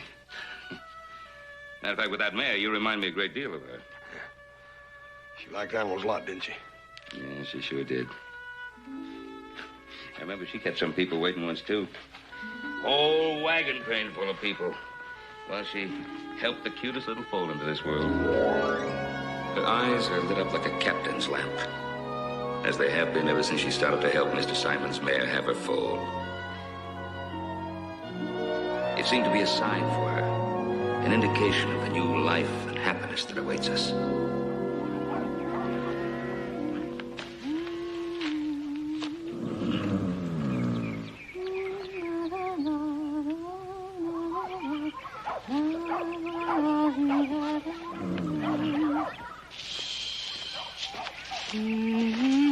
Inga, how long do you think it... Ben! Well, hurry it up, will you? Everything's ready. Everybody's all set and waiting. I can't go now, Ben, not yet. I have to know that she is all right. Well, that may or may not foal for hours. Now, let Simon look after her. He'll catch up with us. It will be any minute, Ben. I can't leave her now, not now. It is her first.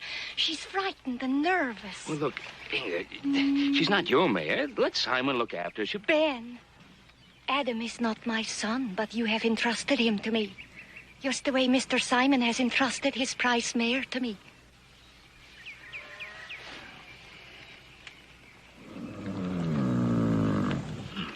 Ben! Call Mr. Simon, quick! What? Hurry, Ben! Hey, Simon! Simon, your mare is ready! Simon? Simon, it's the mayor.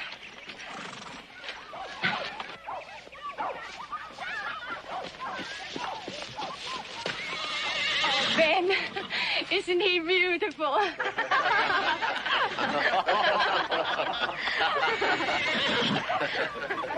Oh, Ben. I'm ready to go now, Ben. I'm sorry about the delay. I wouldn't have had it any other way. Come on, Simon, put some diapers on that boy and we'll get rolling. Pa! Pa! Pa! What is it, Adam? Mr. Wilkes, the wagon master. I think he's there.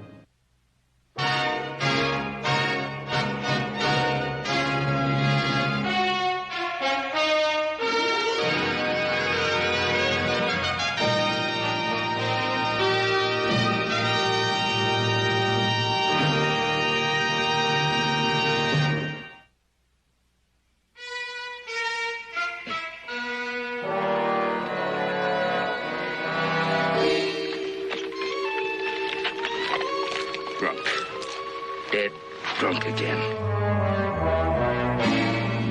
That means more delays. That man leads this train like we was on a picnic. At the time, Mr. Payne, we were lucky to get him. There was no one else available. Well, we all agreed we wanted to make California this year. I'll talk to him again. As soon as he's sober.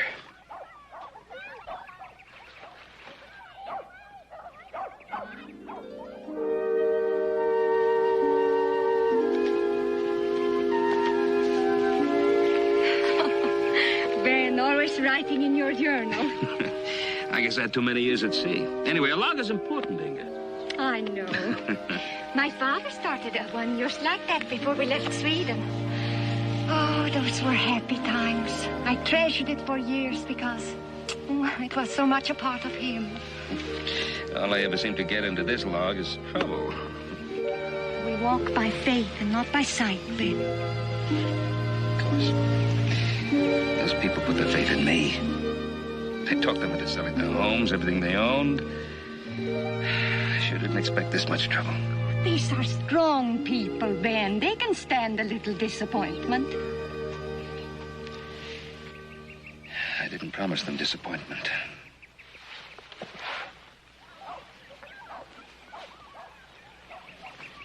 I sure didn't promise you this much hardship. Your dream is worth any hardship. My dream. Yeah, it's exactly what it is. A big, stupid dream. We are making progress, Ben, no matter how slowly. Inga, don't you understand? If we don't make better time than we're doing...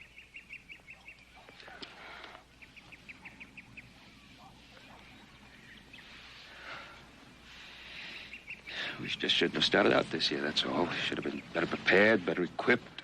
Ben. Ben? I poured a gallon of coffee into Welks. He's on his feet. Good. Better get ready.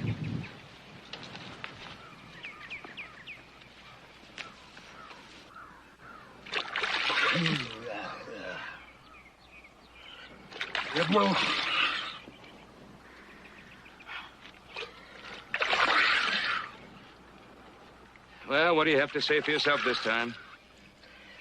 Her head hurts. Your head hurts. Welch, do you know how many days your drinking has cost us? With your late starts and early stops?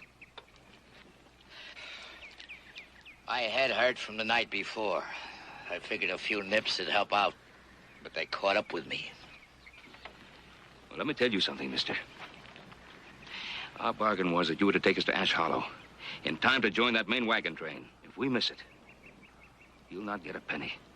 Not a single penny. Stop your fretting. You got nothing to worry about. I need that money bad. I'll see that you get to Ash Hollow in time. Now, let's get out of here.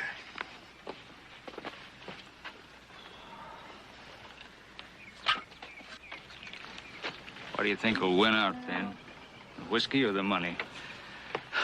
I wish I knew. Well, let's roll. Come on, everybody, let's get going. We have no time to waste now. August 19th. We're moving at a faster pace. Welks has kept his word and remained sober. Maybe our troubles are over.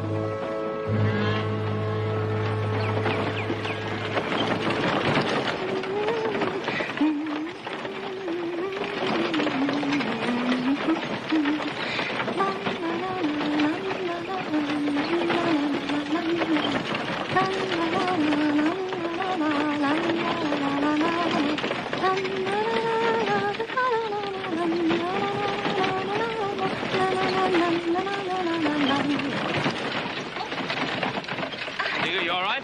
Oh, my stomach's just churning a little butter, that's all. Yeah, it's kind of rough. I'll go back a bit.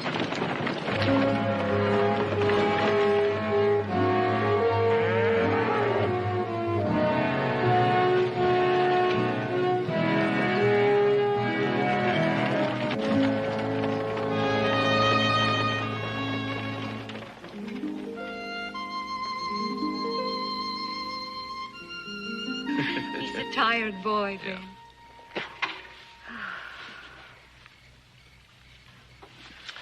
I think you could do with some rest yourself. It's a hard trip we're making, and I'm worried about you doing so much. Oh, I don't do so much. Yes, you do. Everybody has to do his share. Now, you're doing more than your share. By helping Mrs. Payne with that boy of hers, it's a wonder you haven't come down with the fever yourself. Well, he's Adam's friend, and he seems to like the Swedish songs I sing to him. Well, just the same. Maybe it's like bread. People always think the bread of another country tastes better than their own.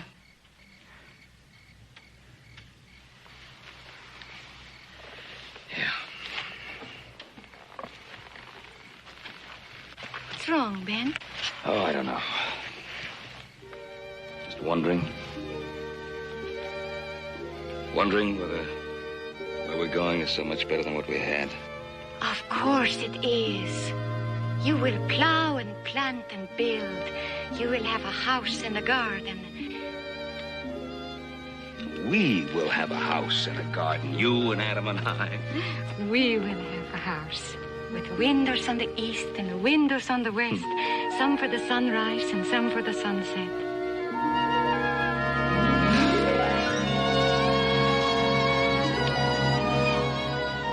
You make the impossible seem possible.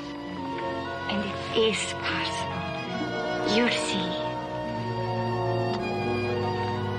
Now, we must put Adam to bed and get some sleep ourselves. Yeah, well, I'll help you with Adam. Then I want to see Welks for a minute. More trouble with him? No, I just want to check up on him, make sure that we get an early start.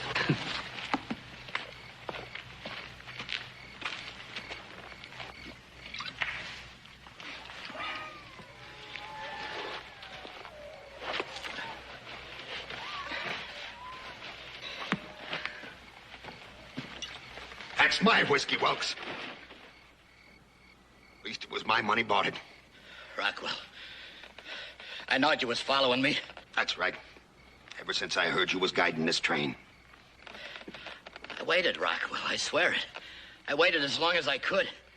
But I had to leave this wagon train or lose the job. You're a liar. But it don't make no difference. Just give me my money. The money, Welks.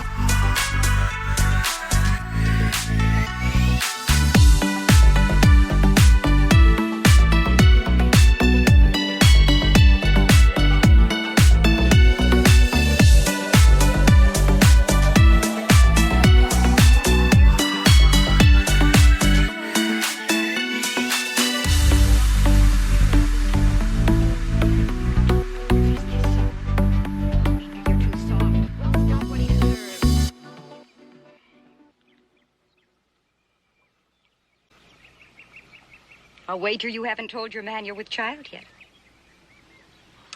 Well, he has so much on his mind. I hate to worry him. You indulge that man too much. And why shouldn't I when I love him so much? Well, you're all agreeing I should ask him then, huh? I better talk to him before he rides out.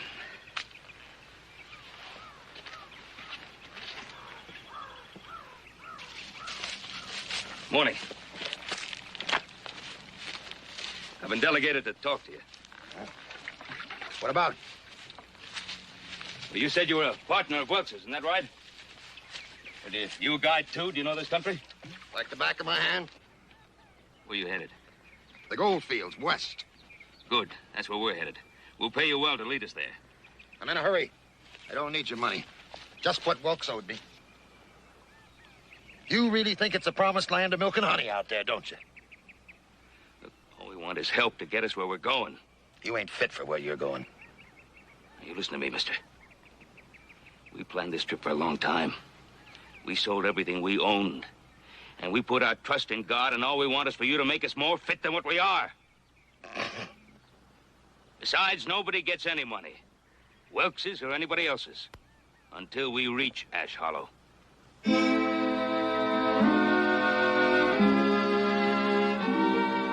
All right. If that's the only way I'm going to get the money that's owed me. That's the only way. But I don't aim to face any winter snows. You follow my pace or I leave you behind.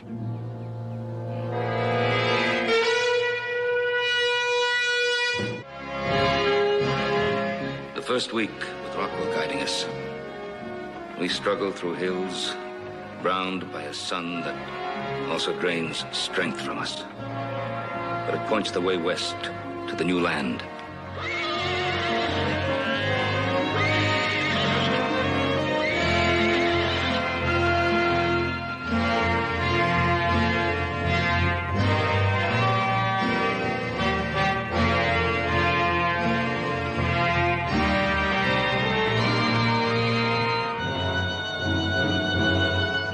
Entering Indian country. The women are a little alarmed, but I don't believe we'll have any trouble if we don't get in their way.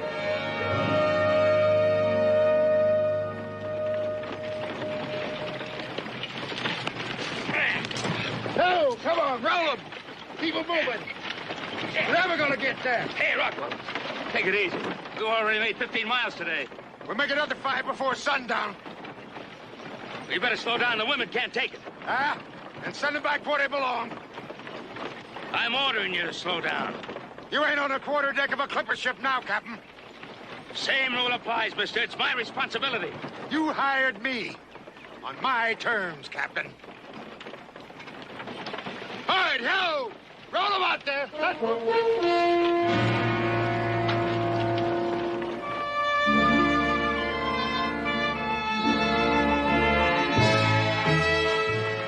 I worry about Inga.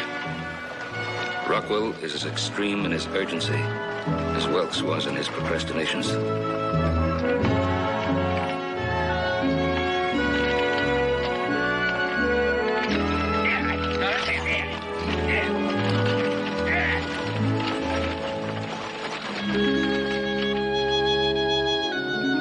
September 1st. Joe Payne's boy died this morning.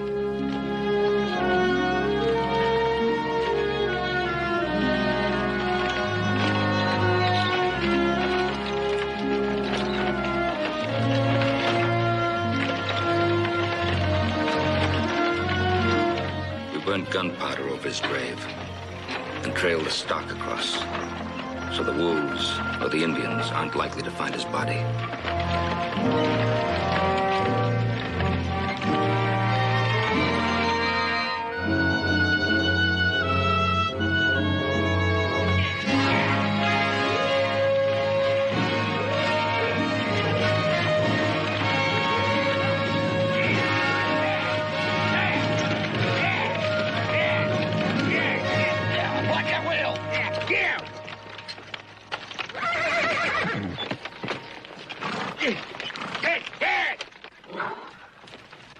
Get out, lighten the load.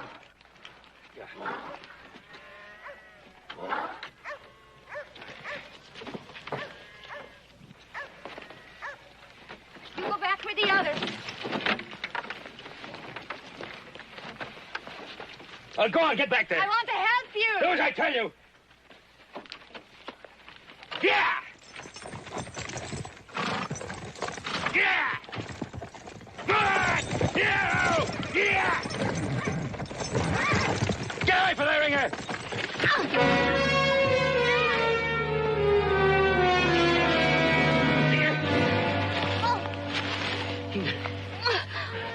Oh, Ben. You don't talk. Hurry up with the blankets, some water.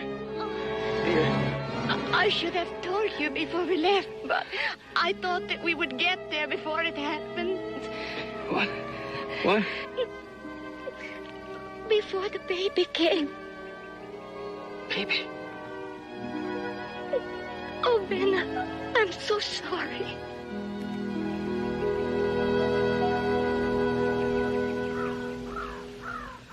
Help me get her into the wagon.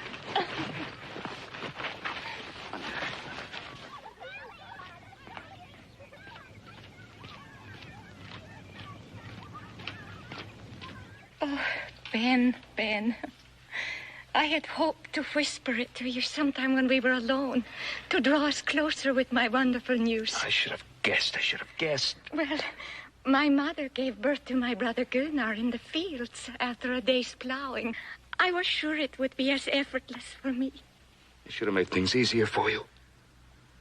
I thought there was no hardship I could not endure, if only I could bring this precious life into the new world for you. Inge, what can I do for you? Don't worry, Ben. The baby is not due for months yet. Look, I've got to get you back to where there's a doctor. Oh, no, Ben, I won't let you. Nothing is more important than you. I'll get Rachel. Oh, Ben.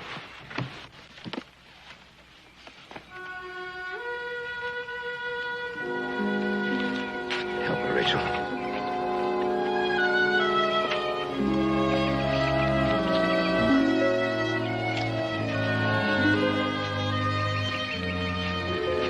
Martha, will you take care of Alan?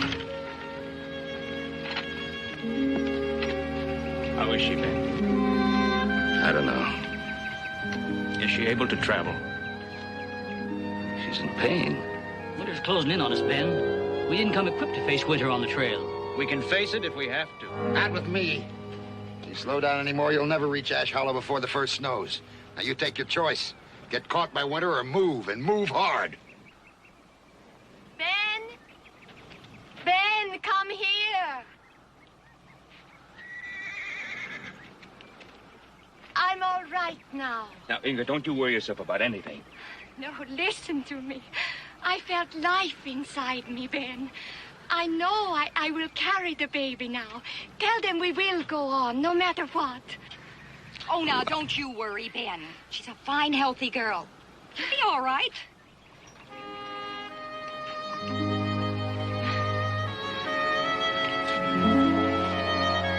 Mr. Rockwell, we're moving. Let's roll. You sure now?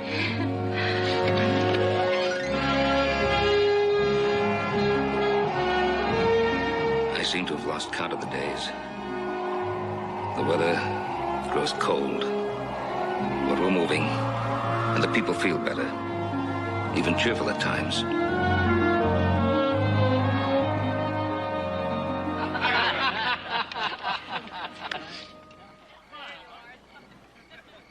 I gotta tell you, my wife is much too good a cook, and I'm eating too much. Well, now, Ben, you're an expectant father. You got to keep up your strength. You're absolutely right. Absolutely right. Have you picked the name for the baby? Mm-hmm. We're either going to call him after Inga's father or after mine. Inga, Ben says you're going to have a boy. Is that right? Well, anyway, if we call him after Inga's father, then the next boy we'll call after my father, Joseph. Oh, listen to the man. He's got a name for his third son, and his second hasn't even been born yet. Well, you have to be prepared with names. No, this is good, honey. I brought you some food. Thanks. Whatever else they may be, women are better cooks than men. Yeah. My food always tastes flat. I've forgotten what spices could do. You had a wife who cooked with spices? And children, too? Look, Mrs. Cartwright, stay out of my affairs. Just stay out of them.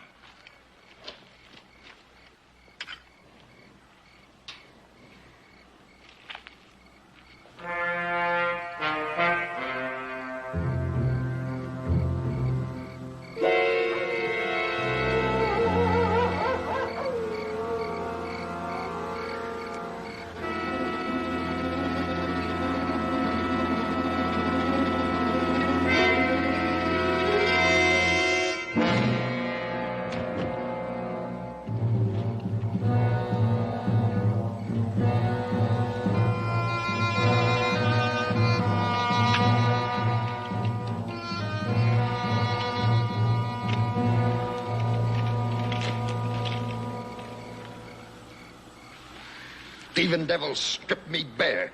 Sleeping on guard, you stupid. Wait a minute. What are you up to? I'm gonna get my stock back. That's everything I own. Are you going to track them down? They won't go far before getting into that whiskey in my gear. I never saw an Indian yet that didn't pass out cold after a good lick run up. I'm going with you. You stay here, you'd be no help at all. Whatever I don't know, you'll teach me. That'd take 100 years, Captain. I go alone. I'm going with you. Just to make sure you come back. All right, Captain. Let's get going. Be back soon. Ben. You get my hat and gun.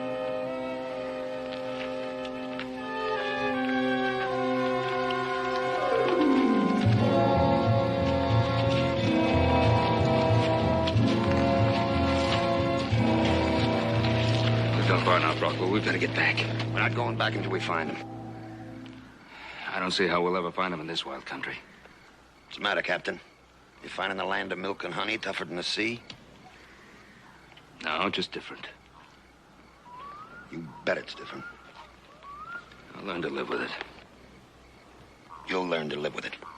Will you plant your roots in the stinking hell? Will your crops rot? You lose your cattle to blizzards. Your hogs die of the sickness. Will you lose everything you got to those stinking murdering savages?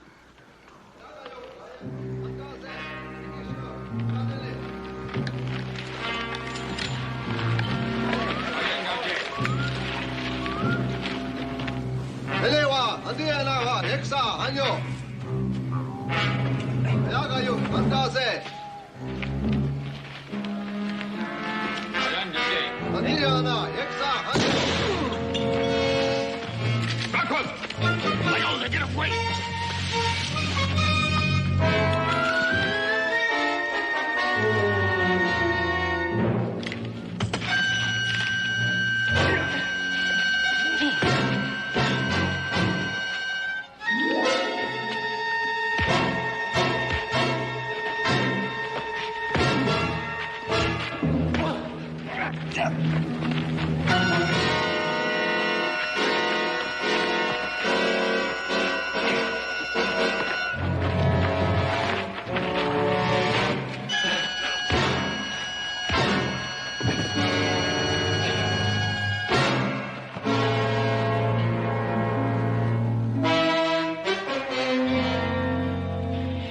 Scum.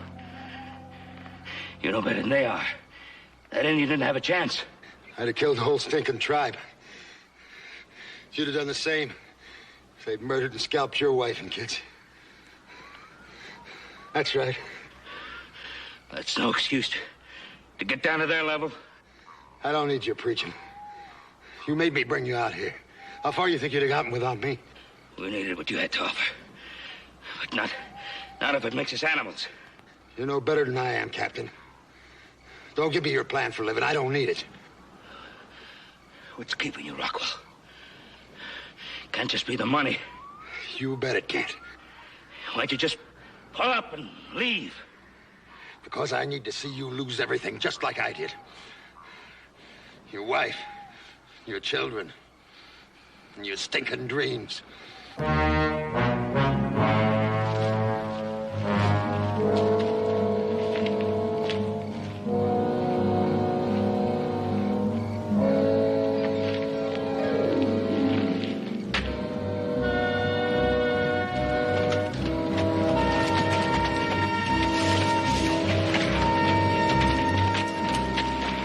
found him.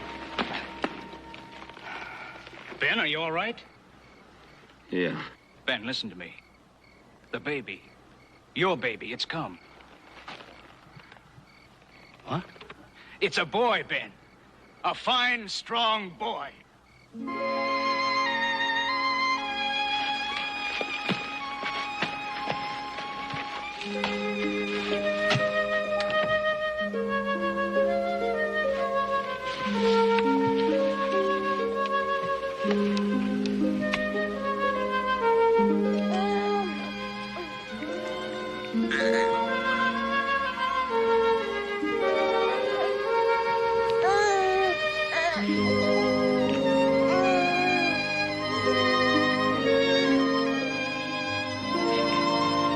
Look at the size of it, Pa.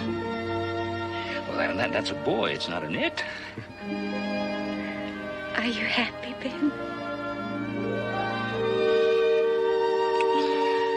So happy. Can I name him, Pa? Can I? I had always hoped to call him Eric, after my father.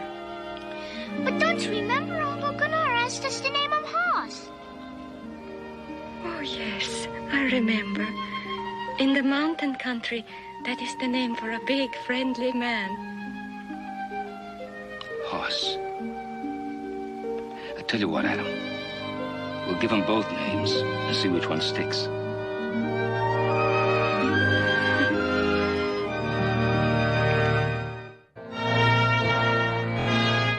Smoke signals. I wish I knew more about the Indians' ways. They may not take the death of the man Rockwell killed. Likely. Inger is still weak, but we have to move on. The baby's healthy. Seems to have inherited the strength of this rugged country of his birth.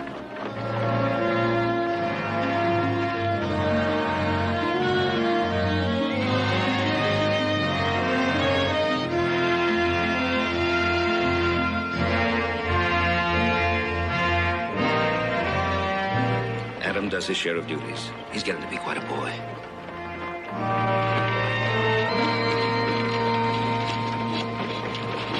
You're doing real fine, Adam. Thanks, Pa.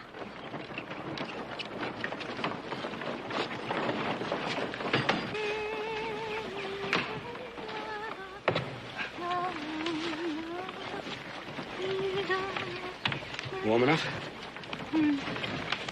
What were you writing this time?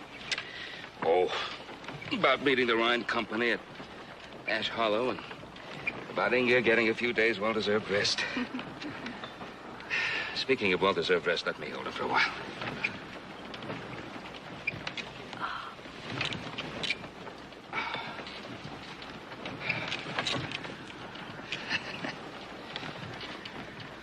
This rocking makes him sleep. What are you thinking? My mind is a kind of journal full of weather and growing things. Not many would want to read it. Oh, I would. Someday I, too, will write a journal. And I will put into it all the things I learned from you. How to tell our way by the stars. How to know the coming weather by the smell of the wind. Those things are like nothing compared to the things that you've taught me. Of understanding, affection, love. But then I knew you would. First time I set eyes on you in your father's store. You were something from a childhood fancy. So many times just before I'd go to sleep after a hard day's work in the wheat fields, a man so strong and swift would come and pick me up in his arms as lightly as if I was a sheaf of wheat. It was you, Ben.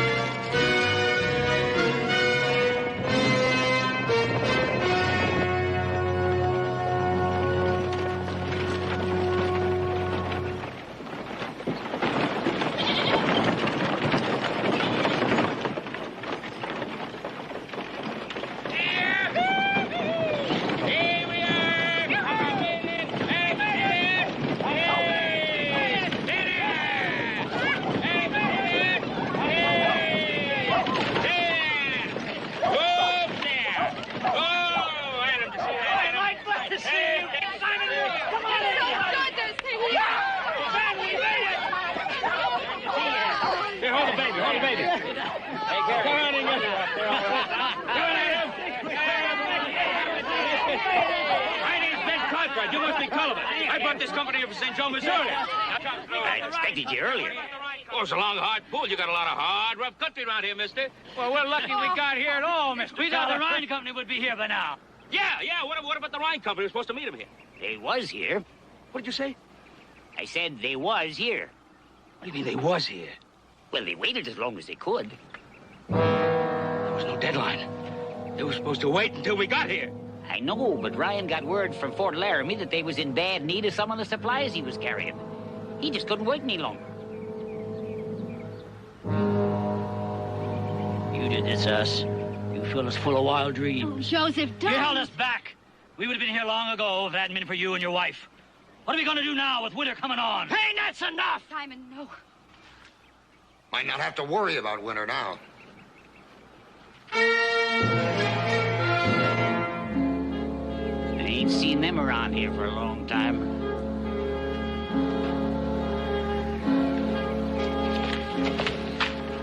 Are they from the same tribe as those three that stole the horses? Yeah, they even dragged along the body of the one I killed. When you murdered? That's right. Hadn't have stopped me from killing the other two. They'd have never known the difference. What are they up to now? That's where they bury their dead, up in the air, so their spirits can fly free.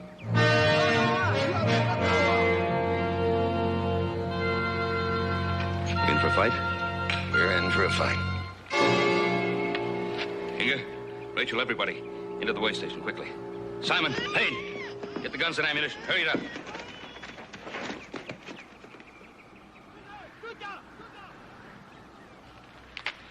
I'm gonna talk to them. Won't do any good now, Captain. They're too fired up.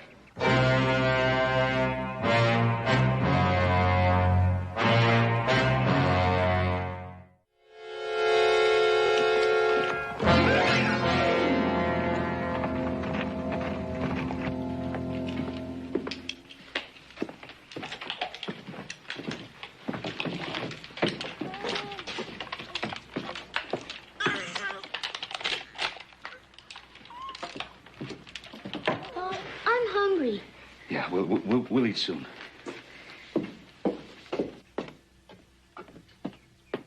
Get back from that window.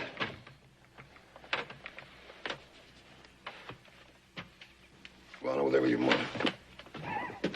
Come over here.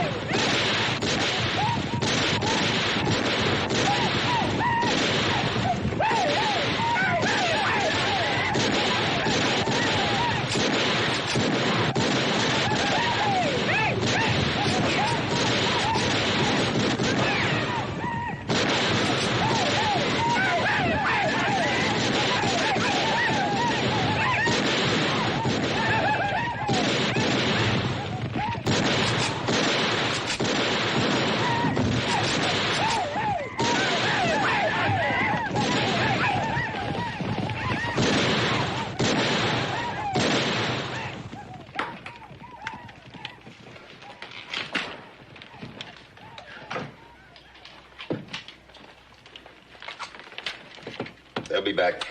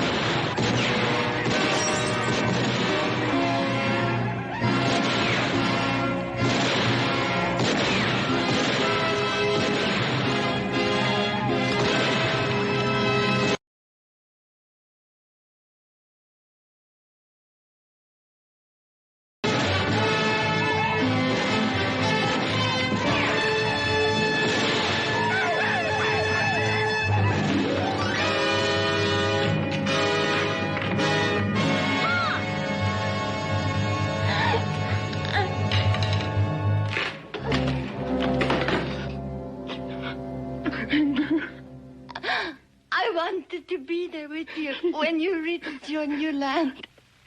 You will be. You will be. Kill him. No, Ben. the baby, and Adam.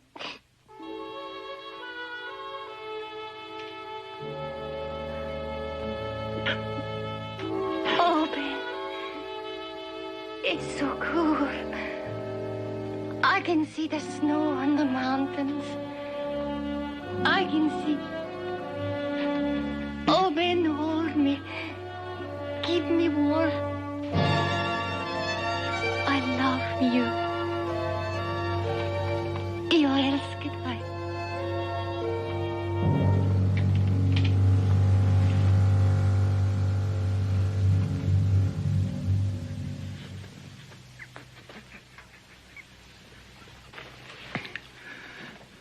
She's right, Kevin. You gotta go on. A man learns, Captain. When I was a boy, my pa gave me a seedling tree to plant for my own. And when it didn't grow, I stomped it and tore it out of the ground. And all the time I couldn't see that the reason it died was because I didn't water it. Well, guess it's time to give them what they want. What? You don't know Indians. They don't want any of you. They want the man that killed that brave. You do like your wife said. Take care of those boys.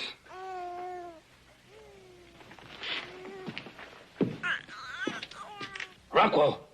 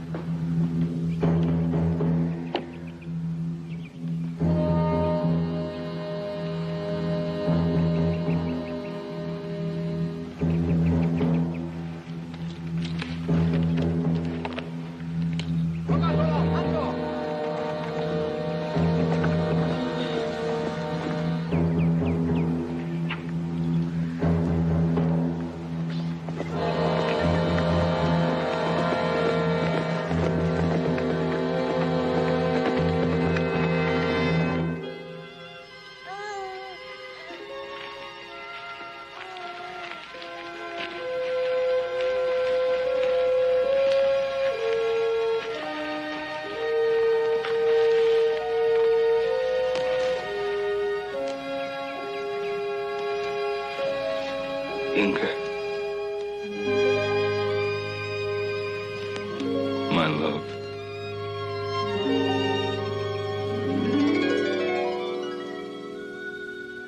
We are going on now. I feel determined to do as Inga wanted. To do what I know in my heart must be done. To make this journey worth it. After all.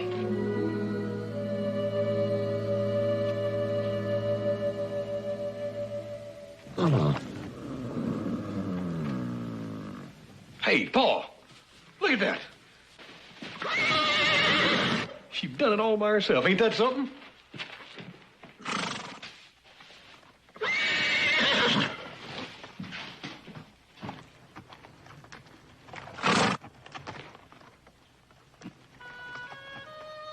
Your mother'd be mighty proud of you, horse. Mighty proud.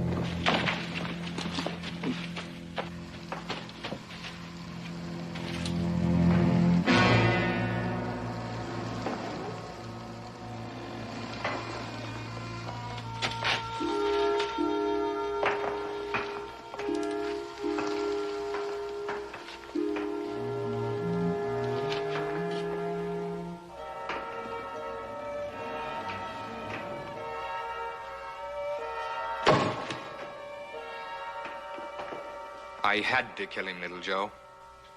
Why, Seth? Because I had no choice. I was back there when the mine caved in. When I got to him, he was lying just like that. His back was broken and he was screaming. I tried to get him out, but he wouldn't let me. He just kept screaming and crying that he couldn't stand it and that he didn't want to live. I wanted to go for help, but he wouldn't let me. He begged me. He begged me, little Joe, to finish him off. He wouldn't let go of me. He forced me to do it.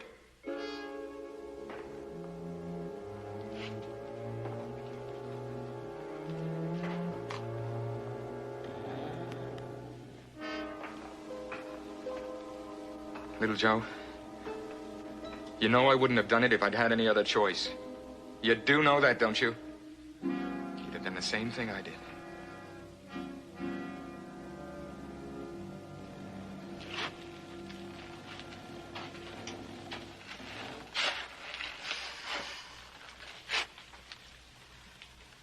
You want to tell Sarah, or do you want me to do it?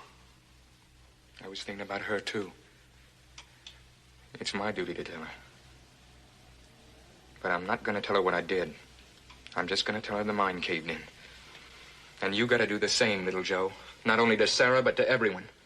It was an accident. Seth, you can't do that. You can't lie about this.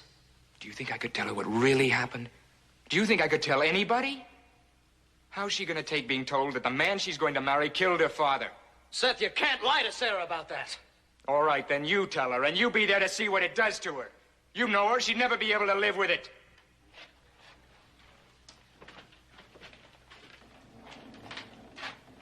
I've got to live with it. I know what you're thinking. That it's like shutting your eyes to murder.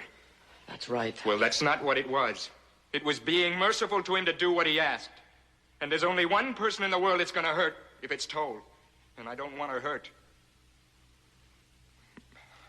But if you think I should take that chance, I'll go tell her right now.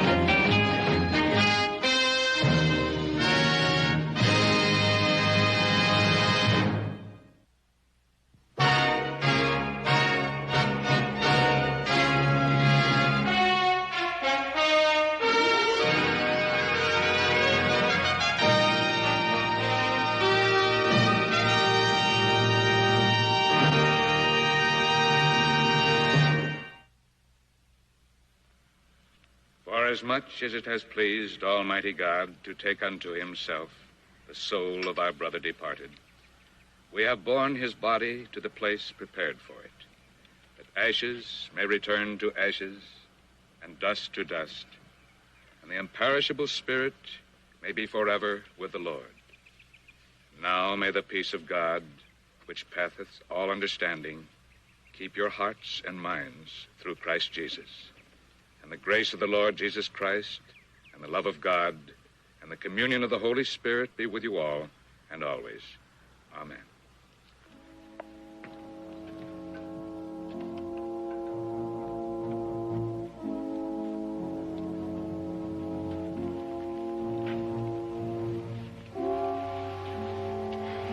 Sarah, if there's anything that my boys and I could do for you, all you need to do is ask. Anything at all. Thank you, Mr. Cartwright. I don't know what I'd do without Seth and friends like you and your sons.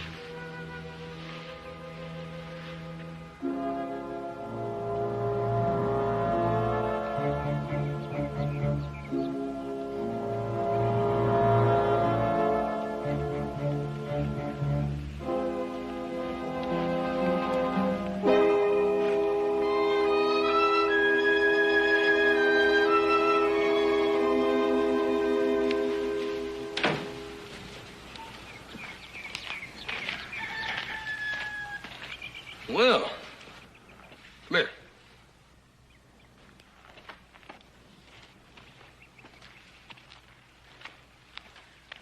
Called you a couple of times for breakfast this morning. When you hungry? No.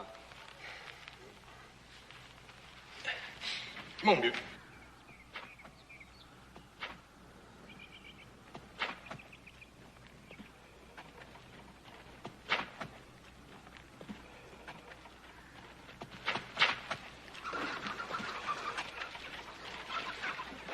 Yeah. He'll soon be good as new.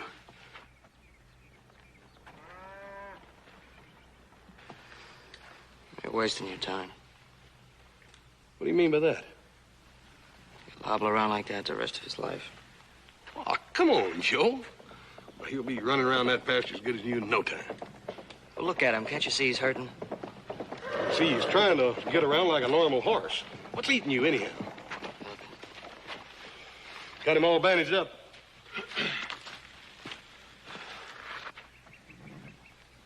It looks like he's going to be all right.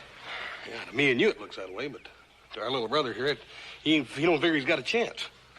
Well, you better be wrong, because I spent $100 a pound's good money for that horse. Well, what's that got to do with it? Why should the animal have to suffer just because he doesn't know what to do about it? Suffer? Well, he may be hurting a little bit, but it's worth it if he gets well, isn't it? I don't know. Forget it. Well, let's go in the house and rustle up some grub. I'm hungry. Yeah, me too. Come on.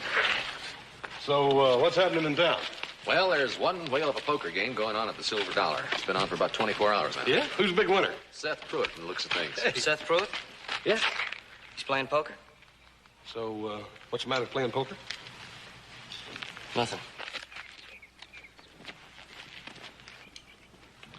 Let's go get that grub.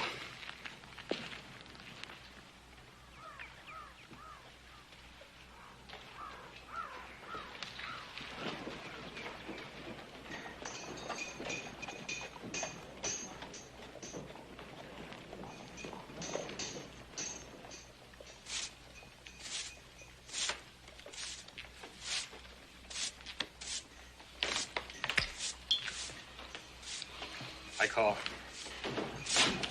Cards? I'll play these. So will I.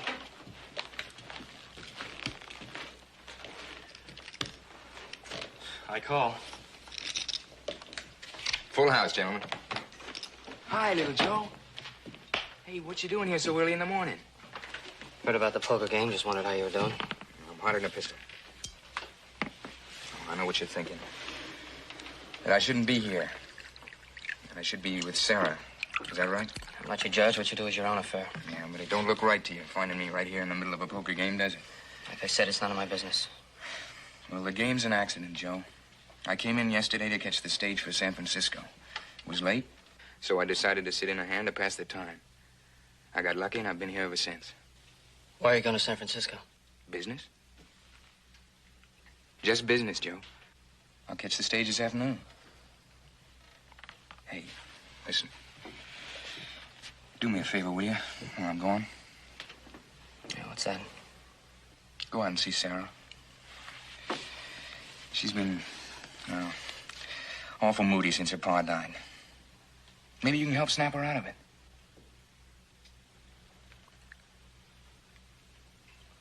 I'd rather not say that. I just don't want to see her. Because you think what I done was wrong? Well, let me tell you something, little Joe. I was the one that did it. And I don't sleep so good at night thinking about it. Well, me neither. I keep thinking, what if he might have lived? Oh, yeah. He might have lived with a broken back. And never a minute I'd leave Sarah right beside him. She'd never have a life of her own. Watching him struggle with the pain of his dying day. And all those years taking care of him.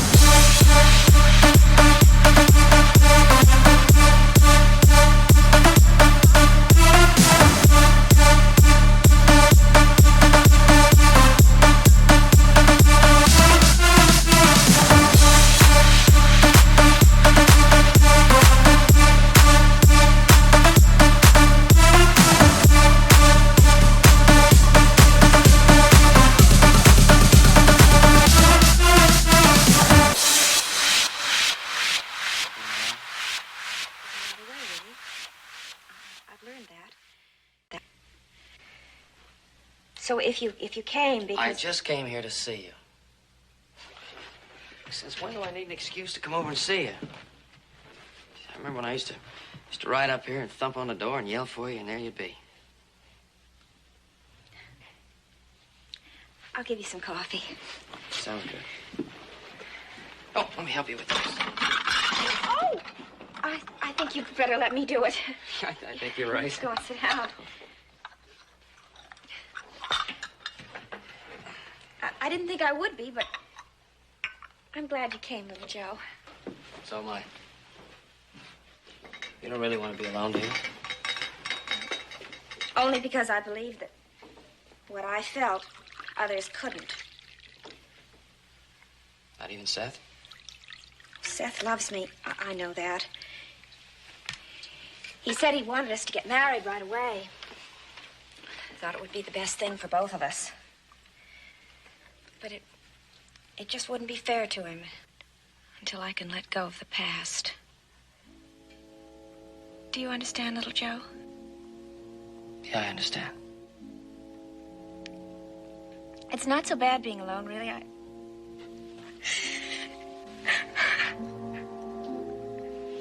Sarah, you shouldn't stay out here by yourself. It's my home, little Joe. I'm fine. Really, I am. Look, why don't you come out to the Ponderosa and stay for a while? No. I know we got plenty of room. Pa'd love to see you out there again. I'm fine here. Really, I am. Please. We're not going to feel sorry for you. Look, if you want to be alone, you be alone. If you want to be with friends, you be with all the friends you want. Any way you want it. But please, give it a try. If you don't like it, you can always come back here. I just think it'll give you a chance to straighten out. All right. Well, come on then. Have a little smile.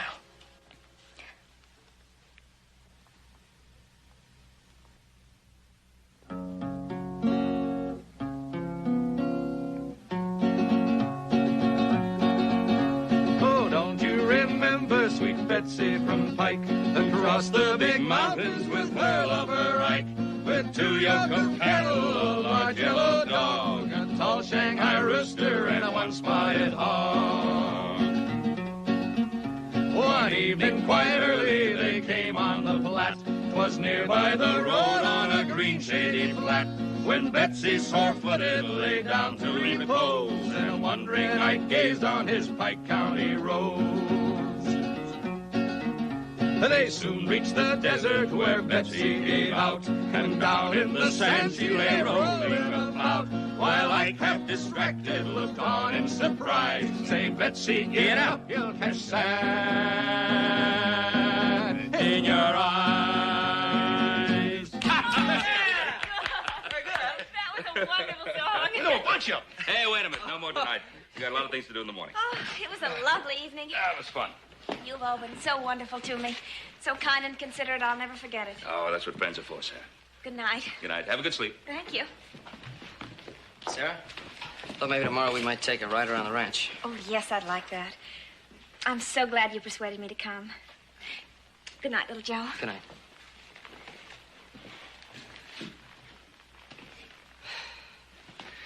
I think she's feeling a lot better now, don't you? I think so, too. I sure hope so. It's a good idea bringing her here. It's kind of like the old days when we were kids. She was always over here. She's sure become a fine young lady. I just hope she can get over the shock of her father's death. Yeah.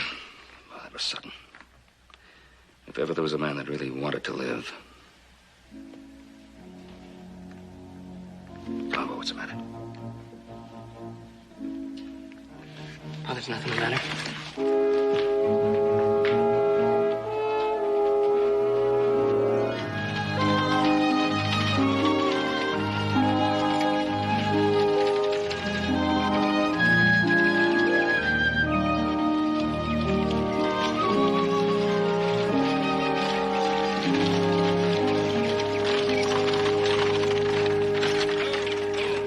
Hey, what do you say we stretch our legs for a while? All right.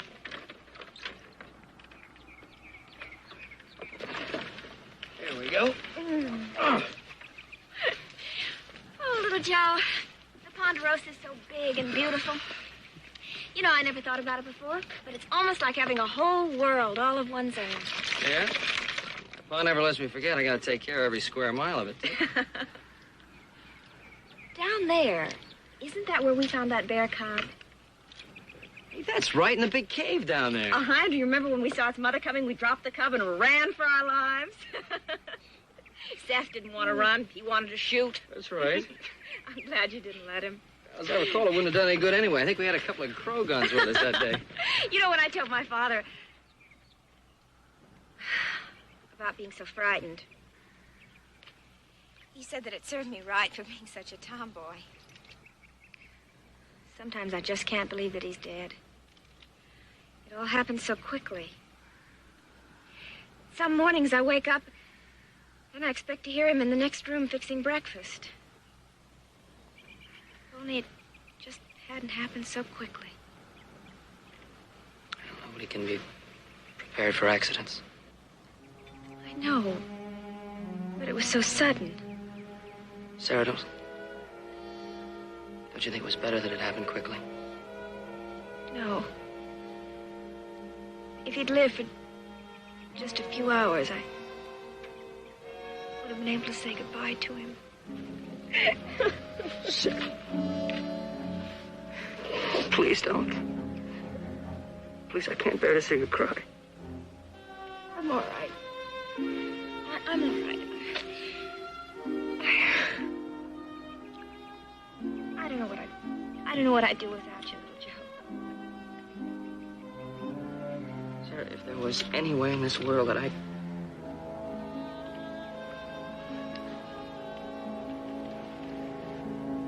brought you out here to try to make you forget, I'm not doing a very good job, am I? Yes, you are. Come on, let's go.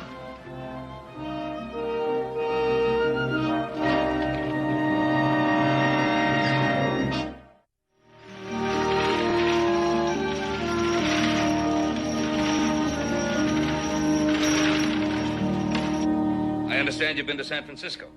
Yes, I had some business there. Oh, I envy you that trip. That's a beautiful city, isn't it? Yes, it is. I hated to leave Sarah, but it was important. Oh, she was fine here. Oh, hello, Sarah.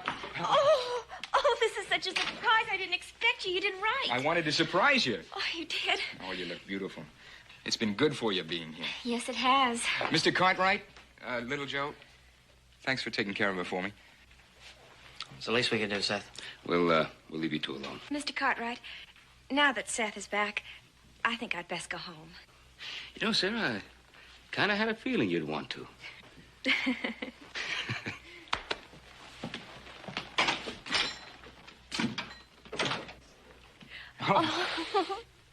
Are you sure? Oh, yes. Because if you want to stay here, it's all right with me. No. I'm just glad knowing you've got good friends taking care of you. No, Seth, I want to go home. I want to go home.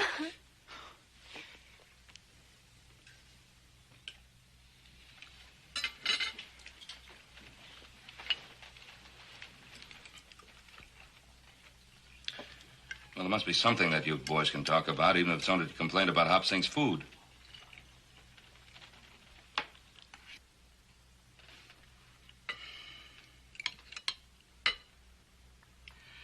Adam, how's the grazing in the north pasture? Oh, it's pretty nearly finished. They're beginning to stray.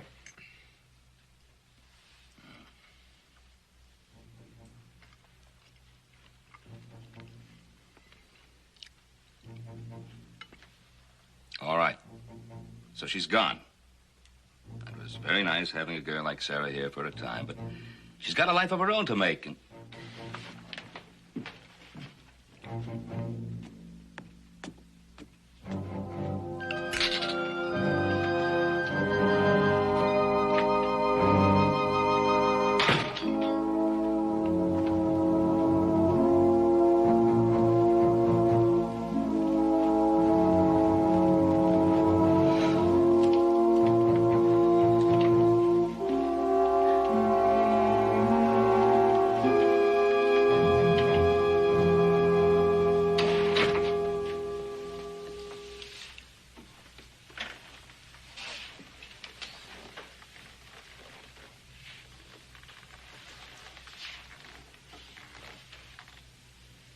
help to talk?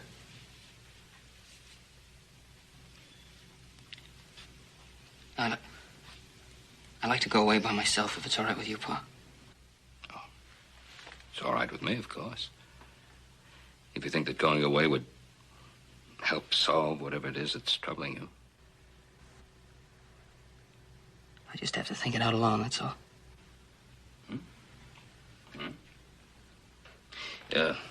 You don't mind combining a little business.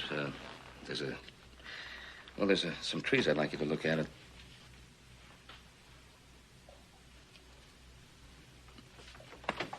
You go wherever you want.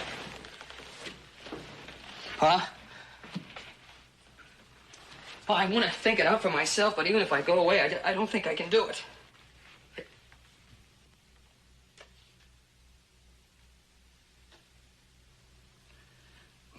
Son, I don't know what it is. I don't know if I can help you. I'll try, if you want me to.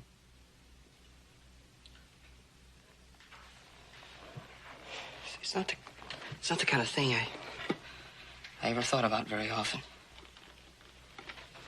It's the sort of thing that you can't decide the right or wrong of until it happens. And then it happens. And you think you've done what's right. You think you've done the only thing that you could do. The only thing. And then it starts. And you start thinking that maybe you were wrong.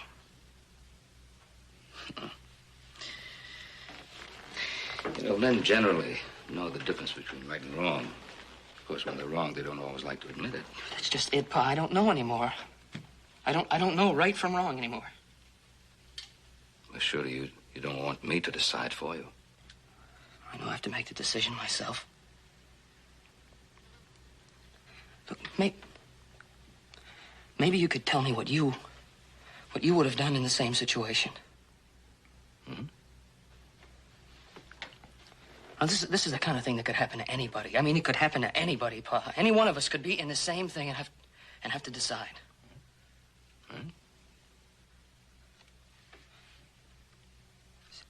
See, now, man is badly hurt.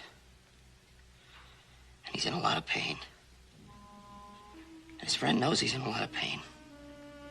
And the man knows he only has a short time to live. But even those last few moments of his life are going to be filled with agony. I understand. Go on. So he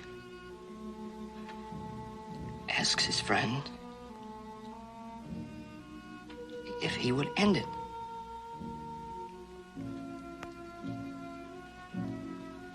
If he would put him out of this misery. But his friend can't bring himself to do it, but he won't let him alone.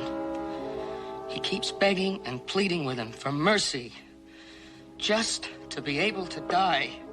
And he keeps at him and keeps at him until there's nothing he can do except do what his friend asks. And he kills him. Was that so wrong, Pa? Don't you know? Oh, help me, Pa. I'm not sure. Well, I am sure. I am very sure, son. That was wrong.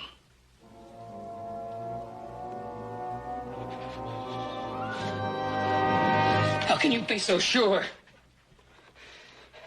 How can you be so definite when I told you what the friend was going through?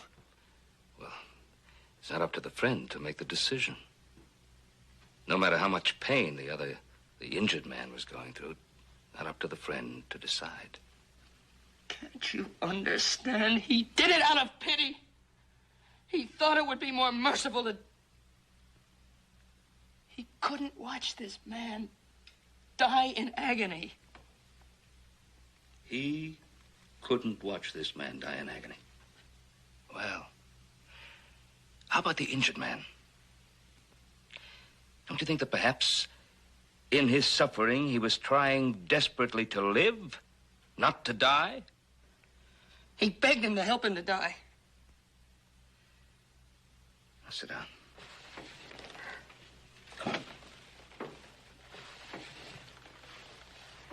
Sit down.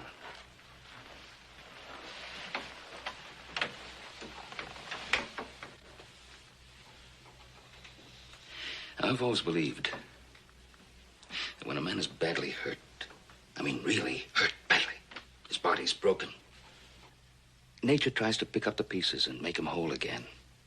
Now, I don't know how much nature thinks about the pain that she's causing the man while she's mending his body. Her main purpose is to preserve life. To nature, life is sacred, whether the body is whole or crippled.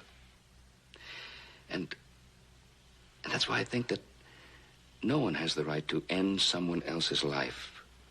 Nature doesn't give up that easily. She's always working for survival, not for destruction. She doesn't always know when she's licked, but when she finally does admit to it, I guess there's nothing man can do except yield to the inevitable. But until that moment, no man has the right, morally or legally, to snuff out a man's chance to survive. And you let him suffer? I'd help him all I could. I'd do everything I could, get all the help. I'd try to ease his pain as much as possible.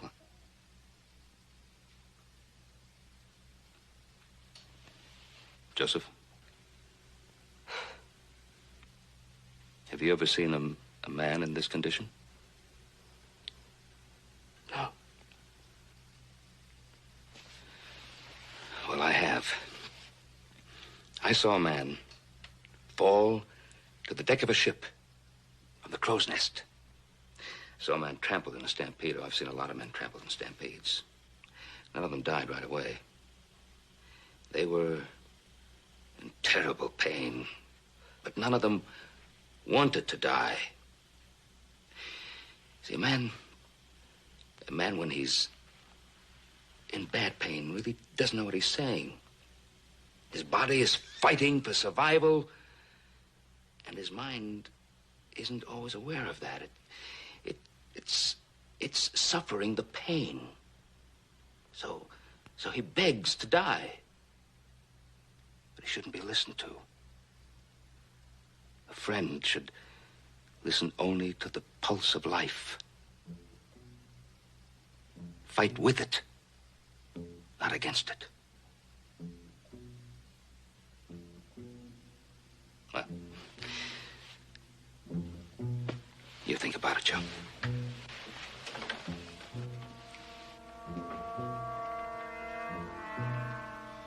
You still want to go away?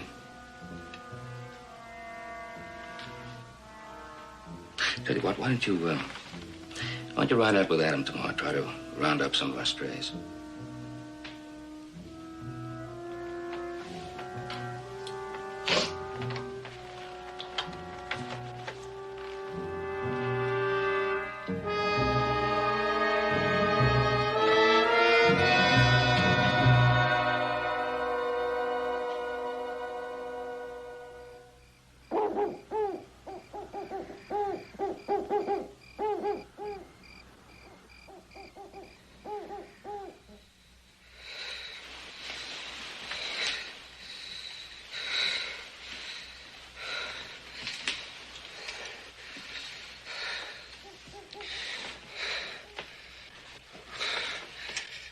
Seth.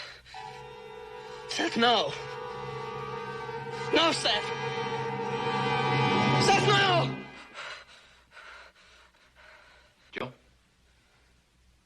Joe? You all right? Yeah, Adam, it's nothing, Adam.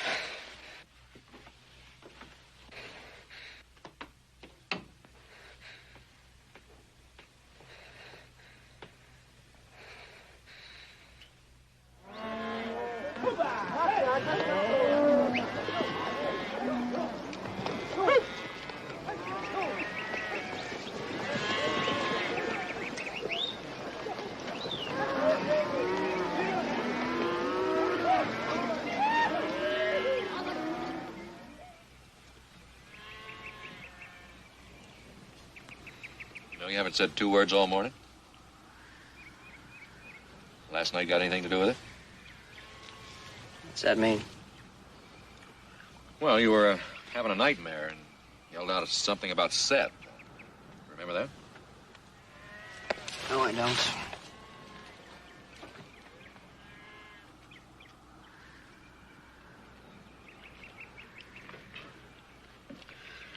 You're still friends with him, aren't you? Is there any reason why I shouldn't be? You can answer that better than I can.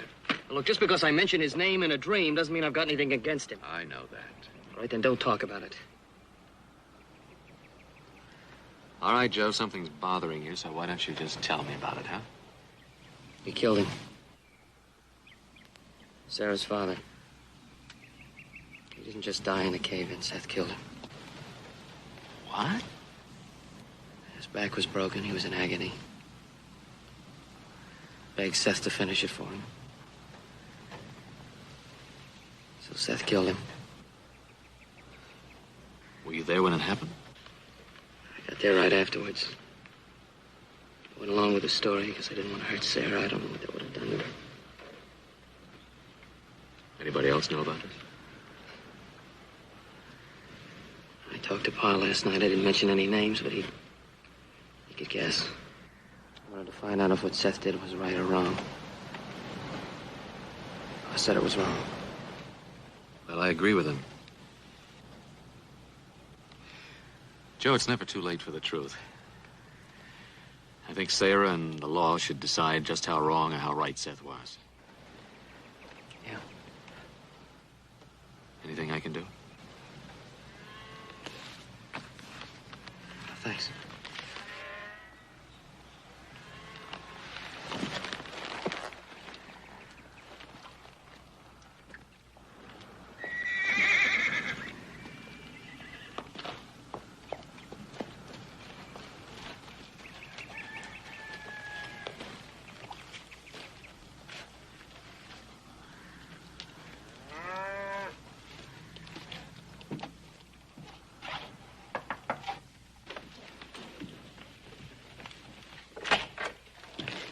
Oh, excuse me, I didn't know. Oh, it's quite all right. I'm Mrs. Gibbons, the dressmaker. Won't you come in?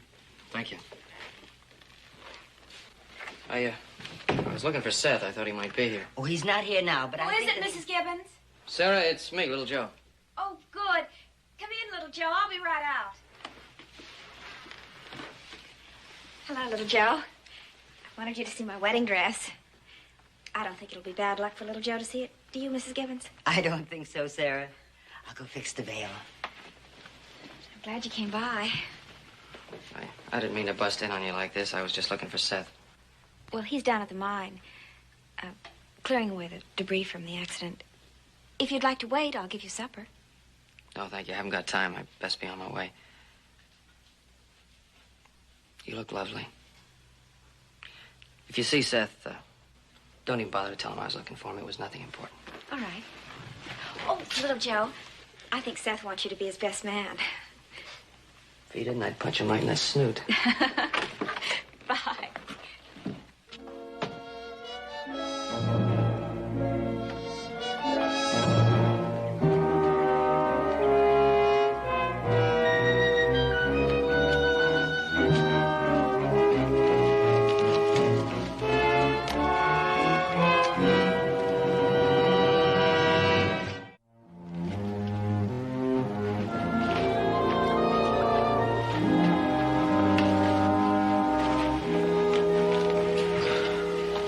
Where are you going? Away? You see Seth?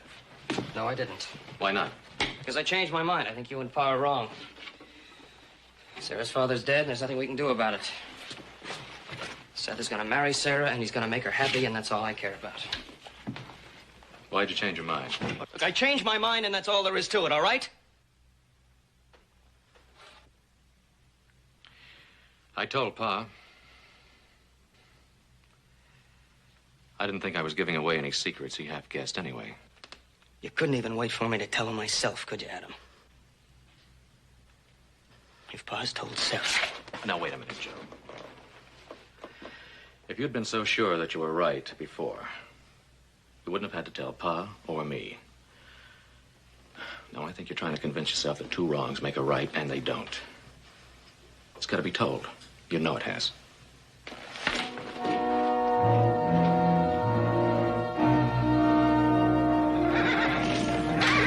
Good boy, Mute. Good boy. Dang old leg did get well, didn't it? Sure did. Hey, Joe, see how that leg healed? Hey.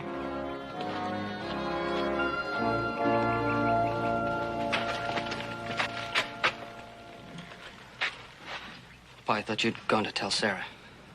Now, do you really think I'd do something like that without talking to you first? I guess I wasn't thinking. Pa, you have to understand. I do understand, Joseph. I understand it's not a simple problem, and there's no simple answer. But there is an answer, and I think it's time you found it. Pa, I don't want to Look, Joseph, there's no time for talk now.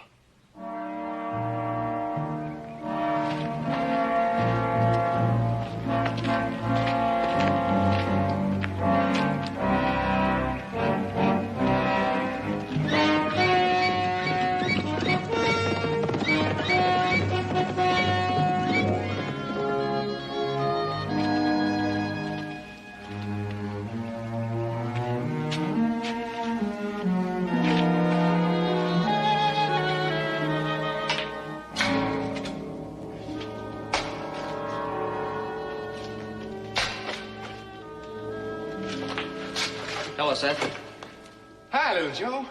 Did you come by to give me a hand? No, I wanted to talk to you. Yeah? What's the matter? Come on, sit down. What's on your mind? Seth, I've been doing a lot of thinking. You're gonna have to tell Sarah about what happened. Maybe if you tell her, explain her why, maybe she can understand. No? Why do you want to dredge all that up now when it's over and done with? Seth, it's never gonna be over and done with. You can't live the rest of your life with Sarah living a lie like that. Now, you told me you have trouble sleeping at night. It's the same way with me. I keep having the same dream night after night. See you standing over him with a club in your hand. You can't back out on me now. You promised. Seth, I know I promised, but I was wrong. Just as I believe you were wrong in what you did. You have to tell the truth. I can't. Not now. Seth, you're gonna have to. Do you know what's under you? Just a few feet down. Silver. Blue clay worth a fortune. I had it assayed.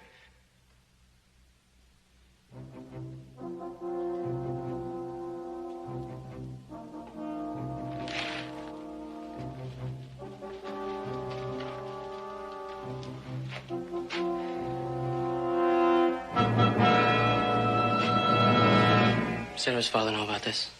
No, all he did was scratch off the top. And why didn't you tell him? Because he and I weren't getting along so well. He even objected to me marrying Sarah. I wasn't going to tell him anything. But now everything worked out all right, didn't it? You've got Sarah and you've got the mine. Listen, little Joe, let's share this. As soon as Sarah and I are married, I'll make you a partner. It'll be just like old times. The three of us together again. Remember? Oh, yeah, I remember, Seth. But you're not the same. You're not the same person at all. This is all that's important to you, isn't it? The mine and the money. That's the important thing, isn't it? You think the Cartwrights are the only ones that have a right to have money? You've had so much and you've had it for so long you don't care. Well, I never had anything. I never had a family taking care of me. Ever since I was a kid, I was scratching for $1 all by myself. Sure, I want the money in the mine. Why not? Well, now you got it. But was it worth it, Seth? Was it worth murdering for? What are you talking about? You know what I'm talking about. You weren't getting along with Sarah's father. You didn't want to tell him about the silver. He didn't want you to marry his daughter. Come on, Seth, tell me I'm your friend. Did you plan the accident or just take advantage of it when it happened? Oh. What could you prove, Joe? What could the law prove? I don't know, Seth, but we're gonna give it a try. I'm taking you to the sheriff. No, you're not. No, you're not. Now throw your gun away.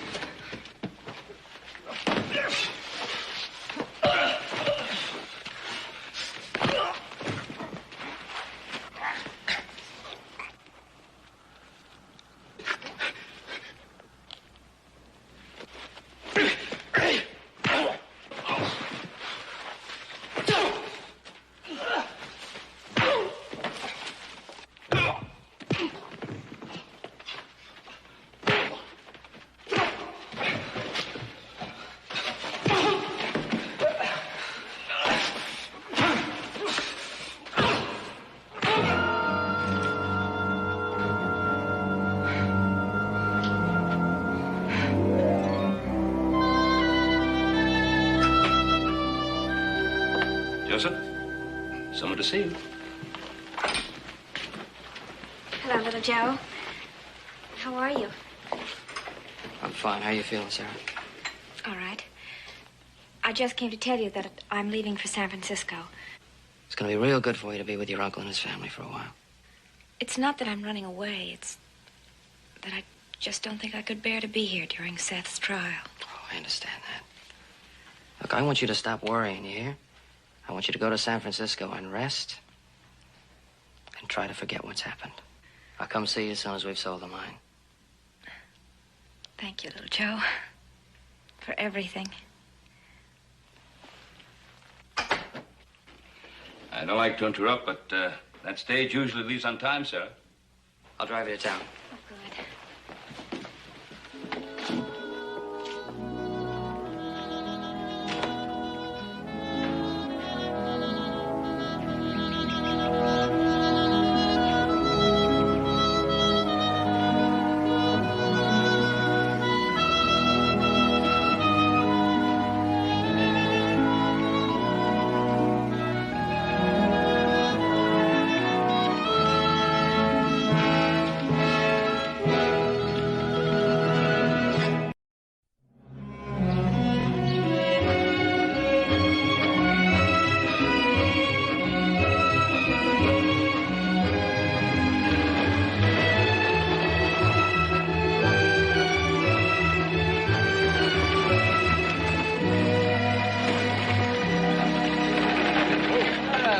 Peggy, haven't seen you for a long time. Hello, Adam. Hoss.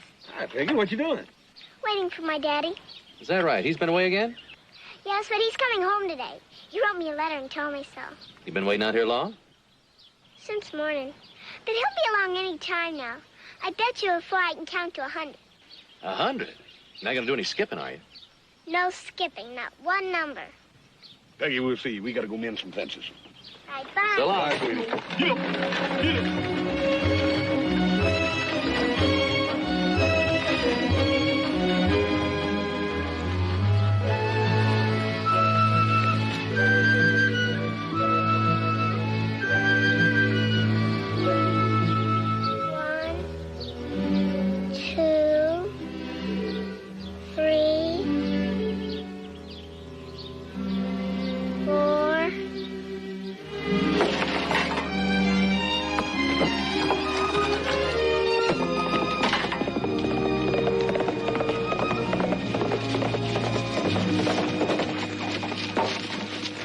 Shortcut home through the Ponderosa. That is, if you land barons don't mind. Well, I don't reckon we land barons mind. Especially today, seeing as how you've got such a welcoming committee waiting for you. That ever-loving wife of mine. I was talking about Peggy. We passed her place a while back. She's out there waiting for you all by herself. Well, thanks, friend. In that case, I'm glad I took the shortcut. Can't leave my favorite girl waiting. No, sir.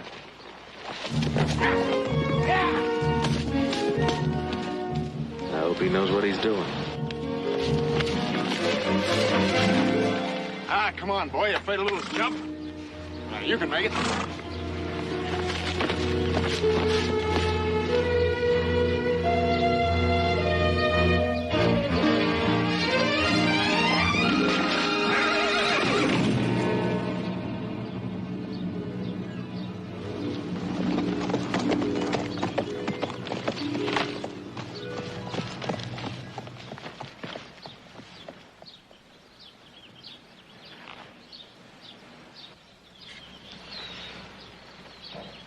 He's dead.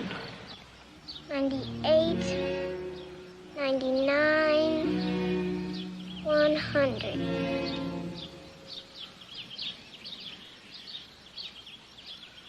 One, two,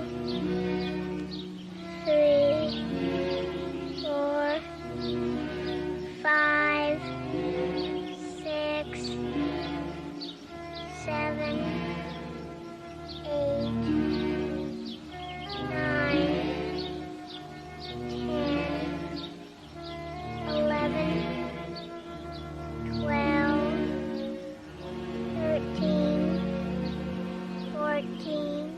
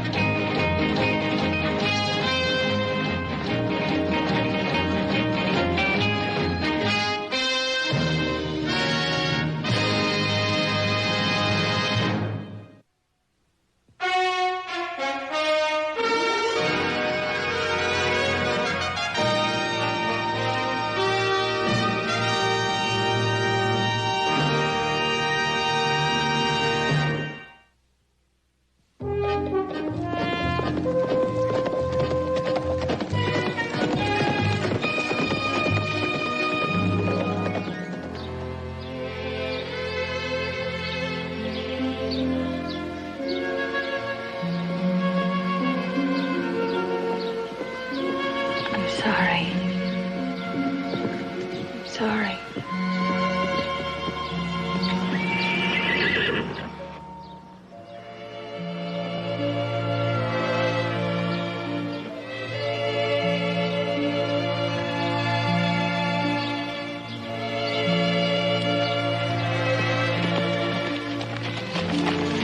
Laura? Adam, you been here long? No, just stopped by to say hello. Oh, If you're heading home, I'll walk along with you. 4 months, and I still can't adjust.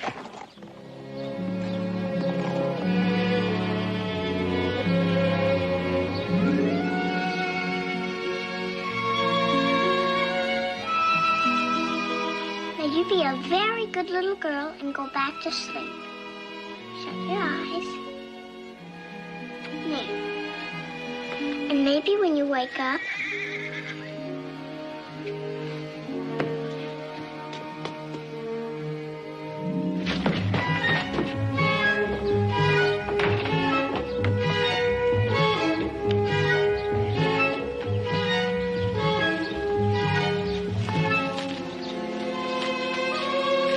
Hello, Peggy. Peggy. I thought it was Daddy. I thought you were bringing Daddy home.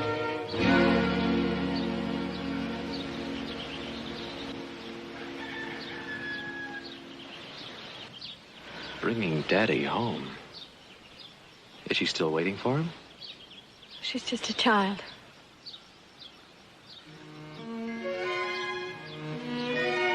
What did you tell her about Frank? He's gone on a long, long trip. Laura, that was 4 months ago. Well, that's all she's prepared to understand just now. Would you like a cup of coffee? That is, if you're not in too much of a hurry. Oh, not in that much of a hurry.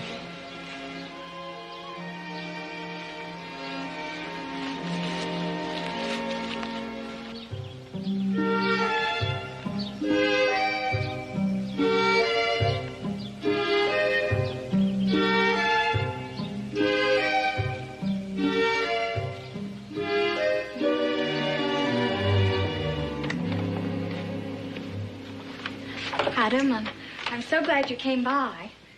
You're the first person that Peggy and I've seen, well, in quite a while. Well, I think that's very good, Laura. I think you ought to get out more. See people. I know, Adam, and I will before long. As a matter of fact, the reason I came by is having a spring roundup dance Saturday night. So why don't you come? No, I couldn't. Why not? Well, I appreciate you asking me, but... Laura, it'd do you good. Now, why don't you just pick out the gayest dress you've got and come on to the dance, huh? Why not? Well, I might, Adam. I just might.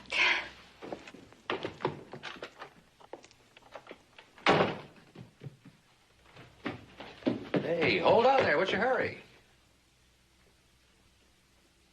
Mother's gonna have a cup of coffee with me. Why don't you get yourself a glass of milk and join us? Then we can have a kind of coffee milk tea party.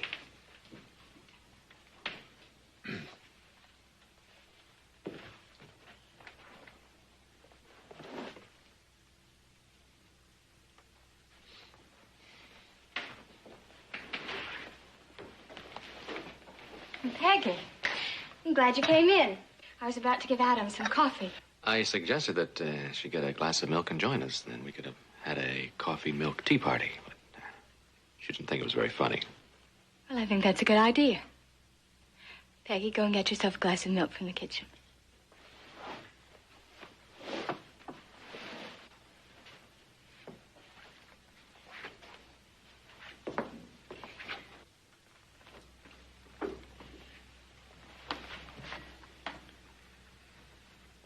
I still can't get over the way she looked when she come running out there and discovered that I wasn't her father. Laura, I really don't think you're being fair. Really, Adam, she is my daughter. And I do think I know what's best for her. Of course. Sorry. Get out of that chair. Peggy. Get out of it. That's my daddy's chair. Get out. Get out. Peggy, what's gotten into you? Don't you ever sit there again. Now, you stop it. No. You apologize. No. Peggy, you go to your room.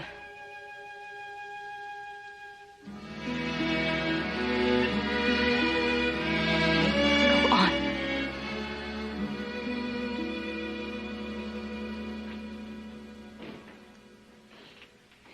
Adam, I'm sorry. Don't worry about it, Laura. Besides, I've got to get along. I really don't know what's gotten into her. I think I understand.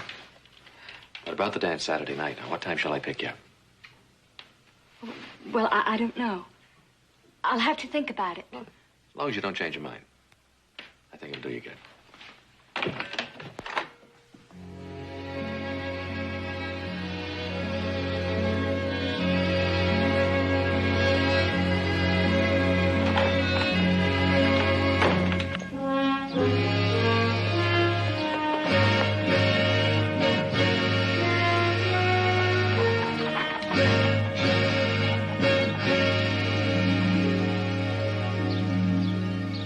And who's he?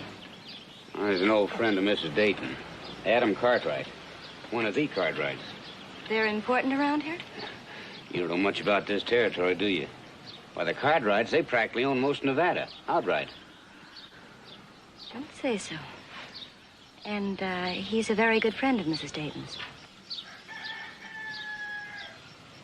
Drive me back to town. You said you wanted to visit Mrs. Dayton. I've changed my mind.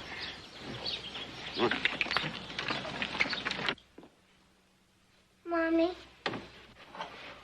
I'm sorry. Please. But I said I'm sorry. Just go to your room. You wouldn't go to a party without Daddy, would you? Well, would you? I told you he's away on a long, long trip. But he is coming back just like he promised, isn't he? Yes. Daddy always keeps his promises. He always did. So we just have to wait, Mommy. We just have to wait.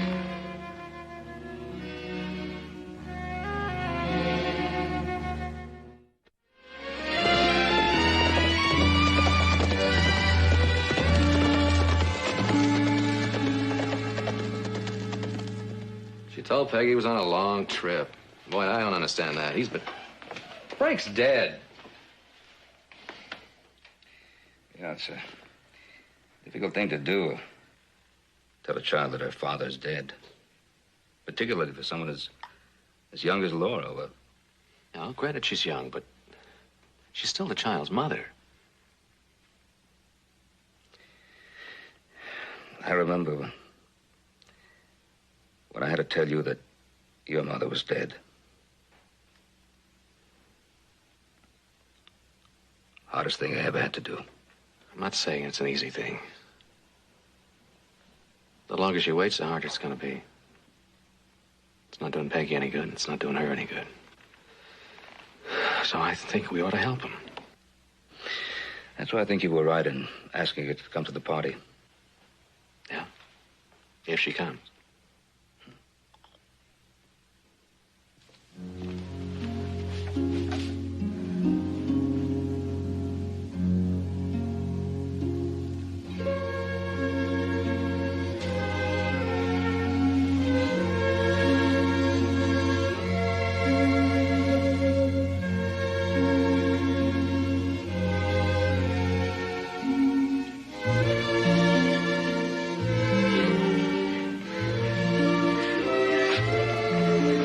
That's a party dress, isn't it? Yes, it is. You're going to that dance. Yes. You're going with Adam. Peggy, it's just a party. I've arranged with Mrs. Walden to stay with you on Saturday night while I'm gone. Peggy, if you don't want me to go to the party, I won't go. You do what you want to, Mommy.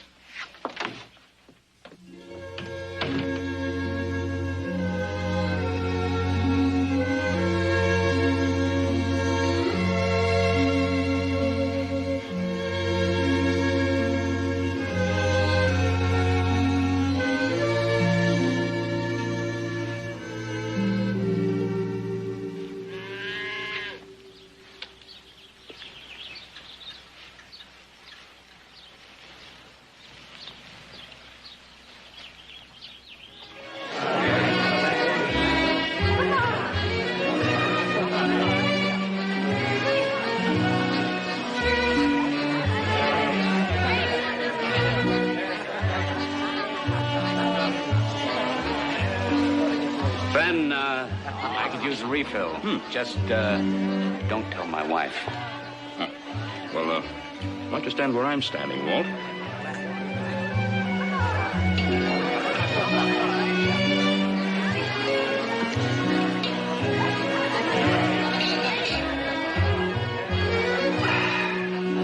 Oh, that's what I call punch with a punch. What's in it? An old Cartwright formula. Oh? Seems to me that the Cartwrights have the formula for just about everything.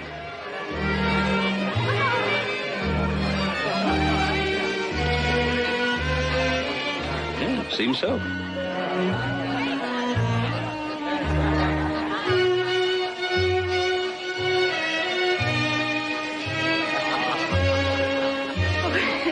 I haven't danced in so long I can't get my breath. Hey, what's the matter? Oh, yes. And let's go out where it's cool.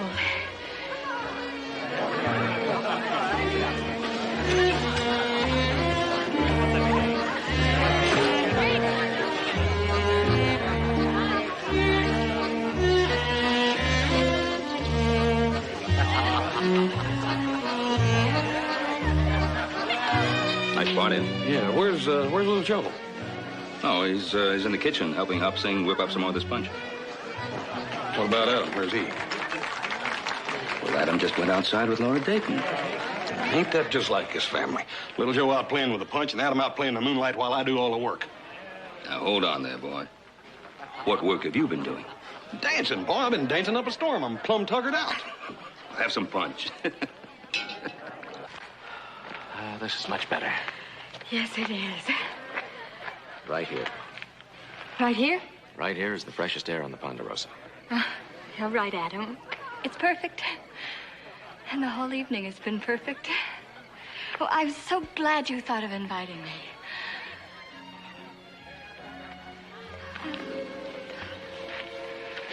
May I have this dance?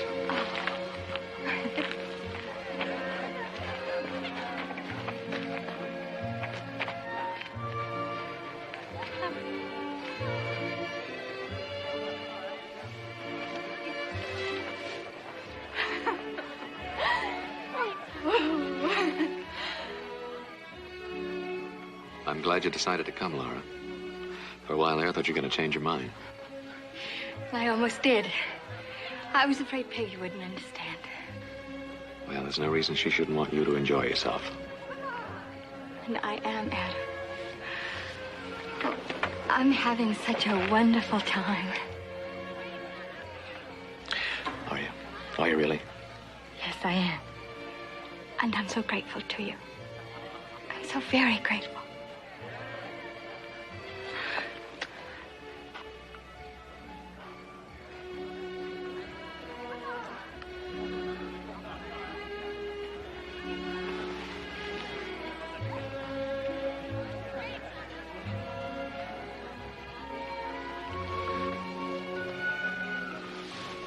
And what are we doing?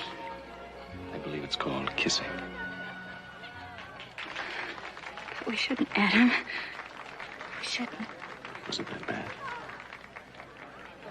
No, you don't understand. Well, what's wrong, Laura? Adam, please take me home. Home? The party's just begun. I want to go home now. I have a terrible feeling that something's wrong with Peggy. Well, Mrs. Wilton is with her, isn't she? Please, Adam. All right, Laura. I'll get my wrap.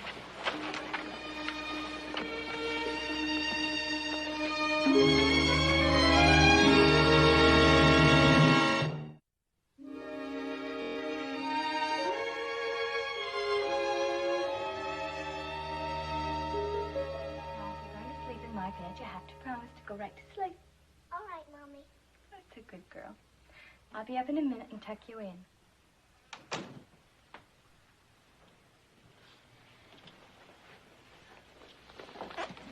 Everything all right? She's fine now. What was wrong? Oh, she had a nightmare. I'm so glad I came home. Well, couldn't Mrs. Walton have handled it? Well, it's not the same thing, Adam. Adam, you just don't understand. You know, that's twice you've said that tonight. Now, just what is it that I don't understand? About Peggy. About how I'm trying not to hurt her. How I'm trying to protect her and shield her from pain. Do you really think allowing her to believe that her father is coming back is shielding her from pain? What do you want me to do? Make her forget her father? I just want you to tell her the truth. Well, when she's older. Not now. Laura, I know you love Peggy. Maybe too much. But just because she's a child doesn't mean that you should underestimate her. Children do adjust to the problems of life and death. I know. I had to when I was a child. Well, I can't. Why not? Why can't you? Don't. Please, Adam. Please, leave me alone.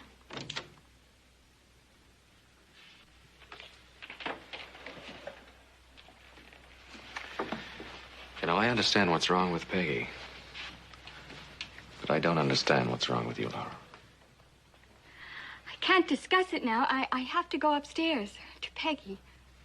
She needs me. I know that's what I've been trying to tell you all evening. Good night.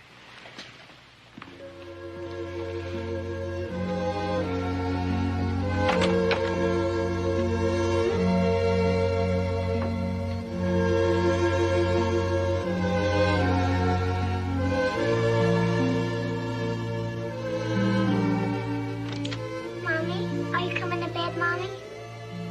Mommy?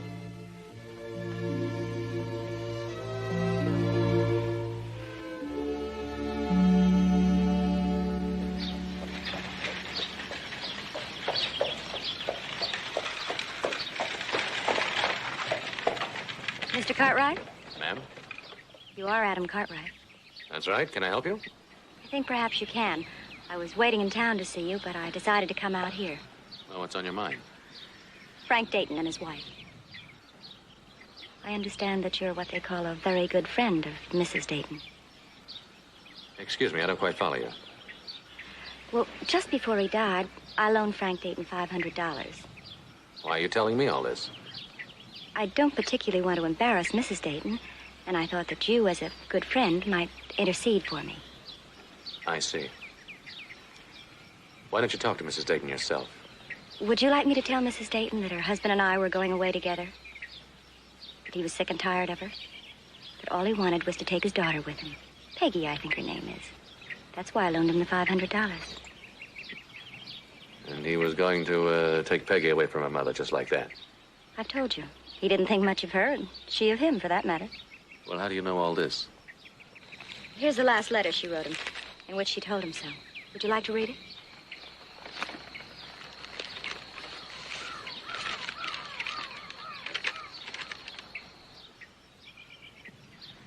I'll tell you what, Mr. Cartwright. If you can make arrangements for my loan to be repaid, there's no need for me to tell Mrs. Dayton anything about this. And I'll throw in that letter as a bonus.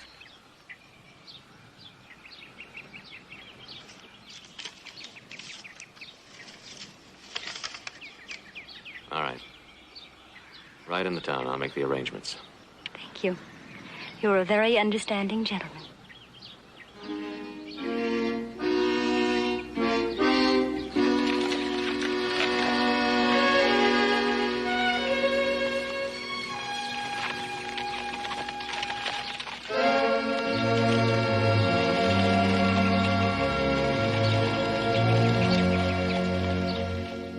Where did you get it? From a woman? That's right. I got it from a woman. Always a woman. He thought so little of me, he even shared my letters with them. Well, she's gone back, and you have the letter. Did you read it? Yes, I did. Oh. I'm sorry, Adam. You've been so kind and tried so much to help. I'd still like to help. I'm afraid it's too late now. You did read the letter, and you know what I wrote. It doesn't matter. Oh, yes, it does. I wrote Frank that I hated him. That I wished him dead. I wished him dead, and now he is dead. Laura, it was an accident. Frank was drinking. I was there when it happened. But the point is, I wished it to happen. Laura, a child might believe that a wish had something to do with it. But you are not a child. Your feelings are perfectly normal for a woman who has just discovered that her husband has been unfaithful. Just found it out? Oh, no. I've known it all the time. He was always going off more and more, staying longer and longer, drinking, carousing. Well, I waited, and he always came back. But not to me. To Peggy. To Peggy, he was the most wonderful father in the world. And now he's dead. And you had nothing to do with it. It was an accident, and can't you understand that? Night after night, I prayed for his death. I knew he was with some other woman. Now, don't you understand that? I hated him. But now there's no more reason to hate. There is no more reason to feel guilty. Is there? No, I guess not. Well, you don't sound very sure. Is there anything else? No. No, nothing else. I understand. And I feel better. All right. Then you've got to help Peggy because she's a part of all of this, and you've got to tell her the truth. No, I can't. Not right now. I'm tired. I'm very tired. Besides, well, she was always her father's child. I could never even really talk to her.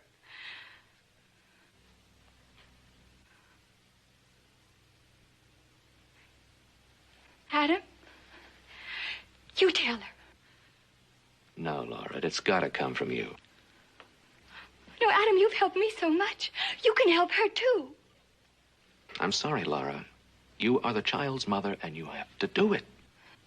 Adam, please. Please. All right. I'll see what I can do.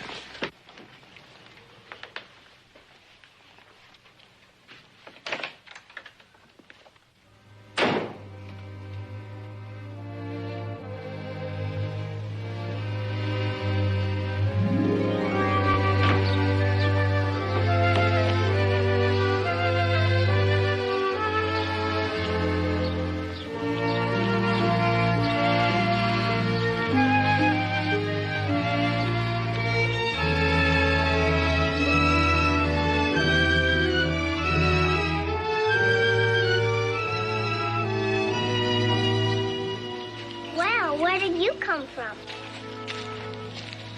Are you lost? You're nice, and you're the prettiest pony ever. Yes, you are. He's yours? He's from the Ponderosa. My mommy isn't home. I know. What's he doing here? Well, it was his idea. He led me here. He seemed to know that there might be a little girl waiting for him. It's been kind of lonely over at our place. Matter of fact, we've been trying to find a new home for him. So if you would be willing to take care of him, he's yours. Are you trying to make friends with me? Sure. Well, he needs a friend. He's never ridden, so hasn't been very much fun for him. I won't take anything from you. Well, you'd be doing him a favor. I think he needs a little girl's attention. You look awful sad. Maybe he thinks you don't want him. You mustn't think that. It's because, well, if I did take him, it wouldn't be because of you. Of course. And I still don't like you, you know. Sure, but one thing has nothing to do with the other. You don't have to worry anymore. I like you very much, and I'm going to take very good care of you. Why don't you take him for a ride? Would you like that? Yeah, he hasn't been ridden very much. He sure misses it. All right.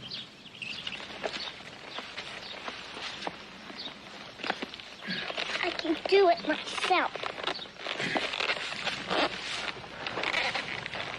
See? By myself. Absolutely. A real expert. Now, which way are you headed? Down that way. Funny, I was riding that way myself. Mind if I ride along with you? I don't care if you want to. Come on, go.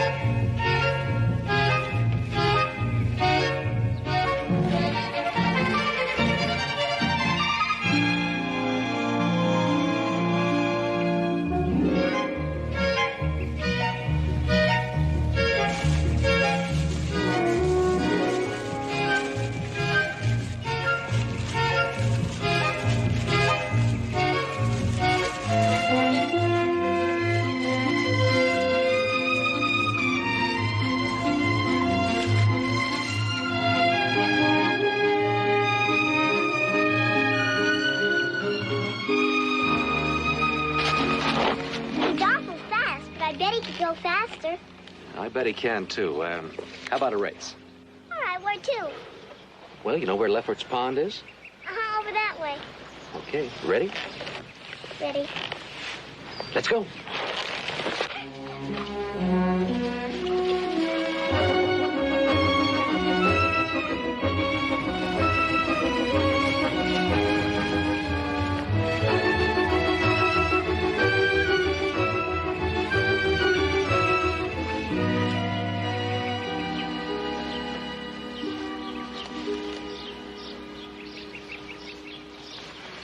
Adam, are you sure you didn't just let me win that race?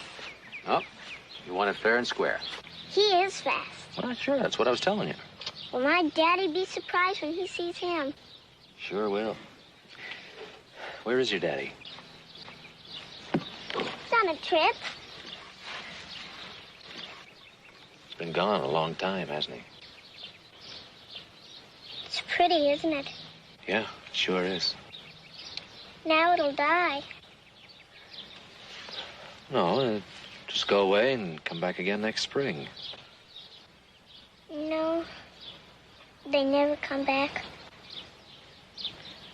Well, there's lots of others to take their place. But it won't be the same. You're right, Peggy. You know, it's kind of like that with people, too. Nobody can take my daddy's place. He's coming back, he promised. Now let's go home. That wouldn't be fair. Why isn't it fair? Because you've got to give me a chance to get even. See, you won the last race. Now I'm going to see if I can win this one. All right? All right, but I'll bet I'll beat you again. Okay.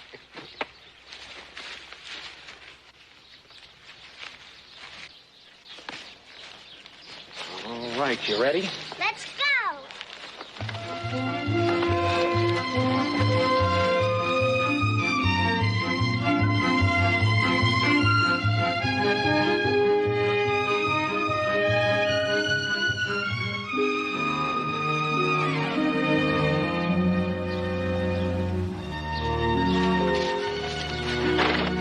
What's the matter? The race over? I don't want to race anymore. You can win if you like. I'd like to go home.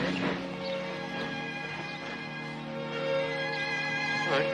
Come on, I'll ride along with you.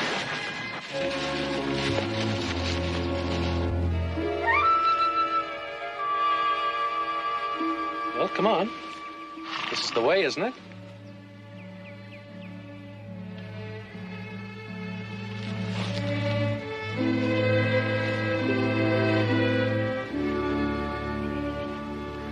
What's the matter? I don't want to go that way. Why not? I don't know. Are you afraid?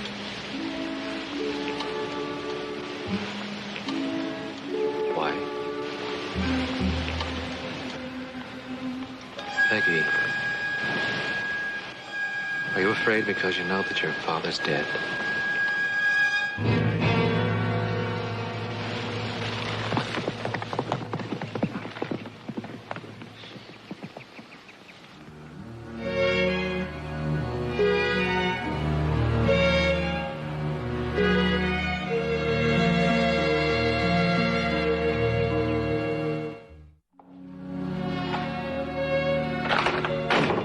Where's Peggy? Upstairs? What'd she say to you? She wouldn't even talk to me. She just ran up to her room. Adam, what happened? Oh, I brought a pony over from the ranch. I thought she liked to ride him. Well, that was very sweet. But surely that isn't what upset her. No. We were becoming pretty good friends until the ride took us near the cemetery. You showed her Frank's grave? No, she ran away. Then you never really got around to telling her. I didn't have to, Laura. She knows that Frank is buried there. Knows? But she couldn't know. That's impossible. Well, she does, Laura. And she ran off because she was scared. She's afraid of the truth. She's afraid because she knows their father is dead and buried there, and because she loves him, and because the only other person she loves won't tell her the truth about him. Well, she doesn't love me. Well, even if that were true, it doesn't make any difference. She still needs you. So you have got to tell her the truth. All right. Tomorrow. No. Not tomorrow. Today. Now. I don't know how to start. Well, start by telling her what's happened. Tell her that her father isn't coming back again. You know, if I tell her the truth, she'll hate me just like Frank. Oh, yes, he hated me. Right from the beginning. But I don't really blame him. Because it was so terrible. What was so terrible? Me. Everything. I was afraid of him right from the first. I was afraid of him from the very first night. And I was afraid of myself. I was afraid that I would do the wrong thing or say the wrong thing or act the wrong way. I was afraid that I might be silly or foolish or childish. And I cried. And Frank broke down the door. And then he came in laughing, and I was crying, and I was calling for my mother. Oh, can you imagine that? A married woman crying for her mother. Well, he kept on laughing. And I was crying, and the more he laughed, the more I hated him. Oh, yes. I hated him so much. I wished he was dead. I wished he would go out and get killed and never come back. Oh, I hated him. I hated him.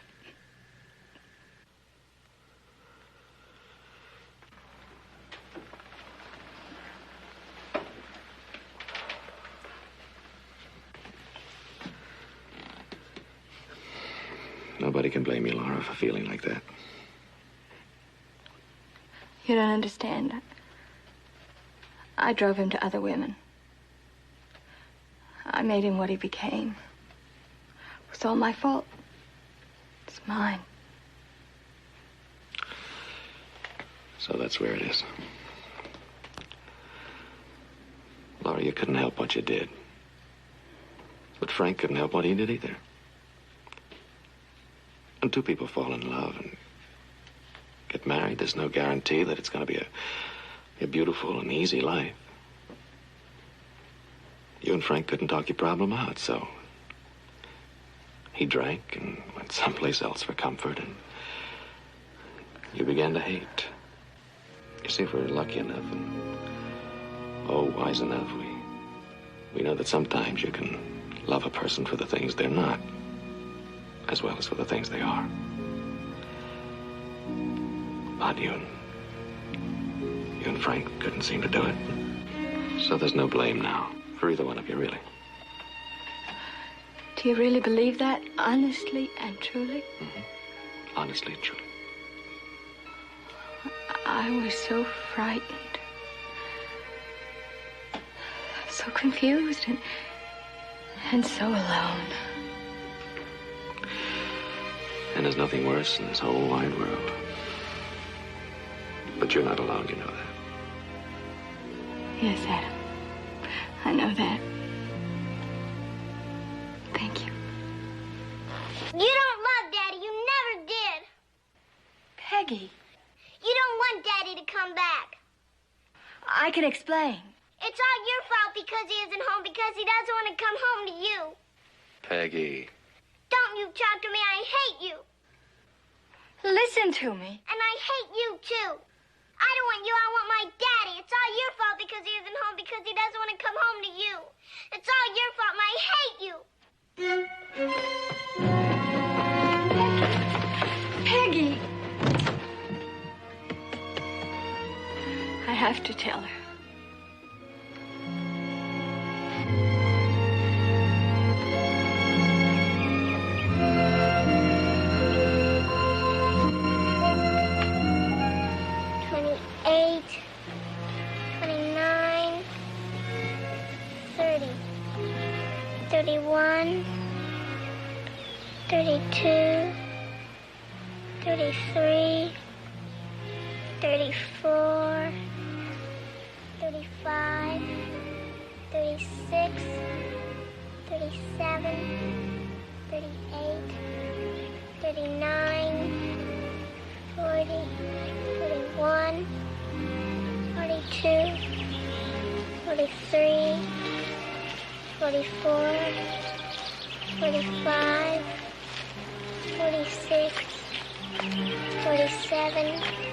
Peggy? 48, 49. Peggy, I have to tell you something. 51. He's dead. 52. 53. Peggy, your father's dead. 54. 55. Don't look for him there. He won't 56, come. 57. He's dead, and he's buried in the 58. cemetery. It's the truth, Peggy. 60. And 61. I have to tell you because 62. I love you. 63. Peggy, dear. 64. Count, Mommy, count. And he'll come. You'll see. You'll see. 65. Peggy.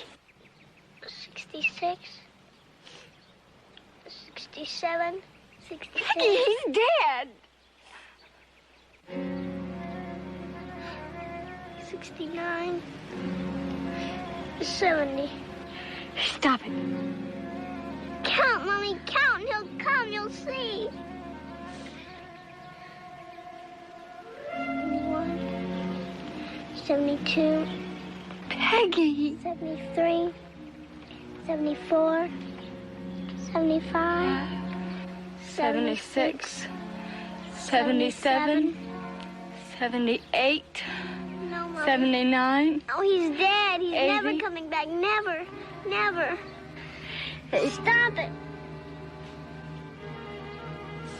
I know, Mommy. I know. I love you. I love you, Mommy.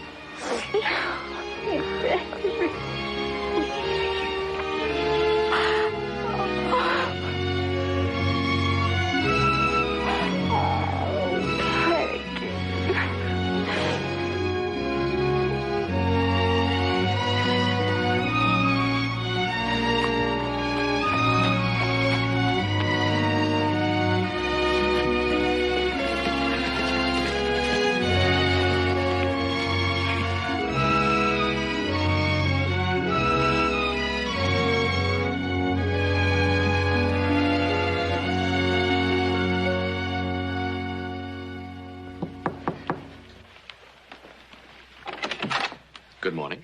Adam, you're early. Which means that you're late getting ready. Come on, Peggy. Adam's here to take us to the picnic. Well, good morning, Peggy. Morning, Adam.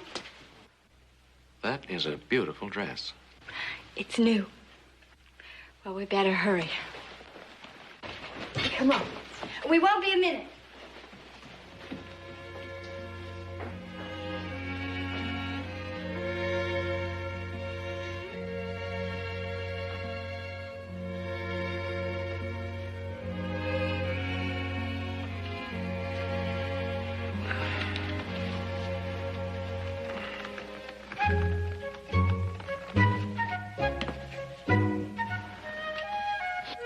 Would you rather have a coffee milk tea party? No, why don't we just do as we planned?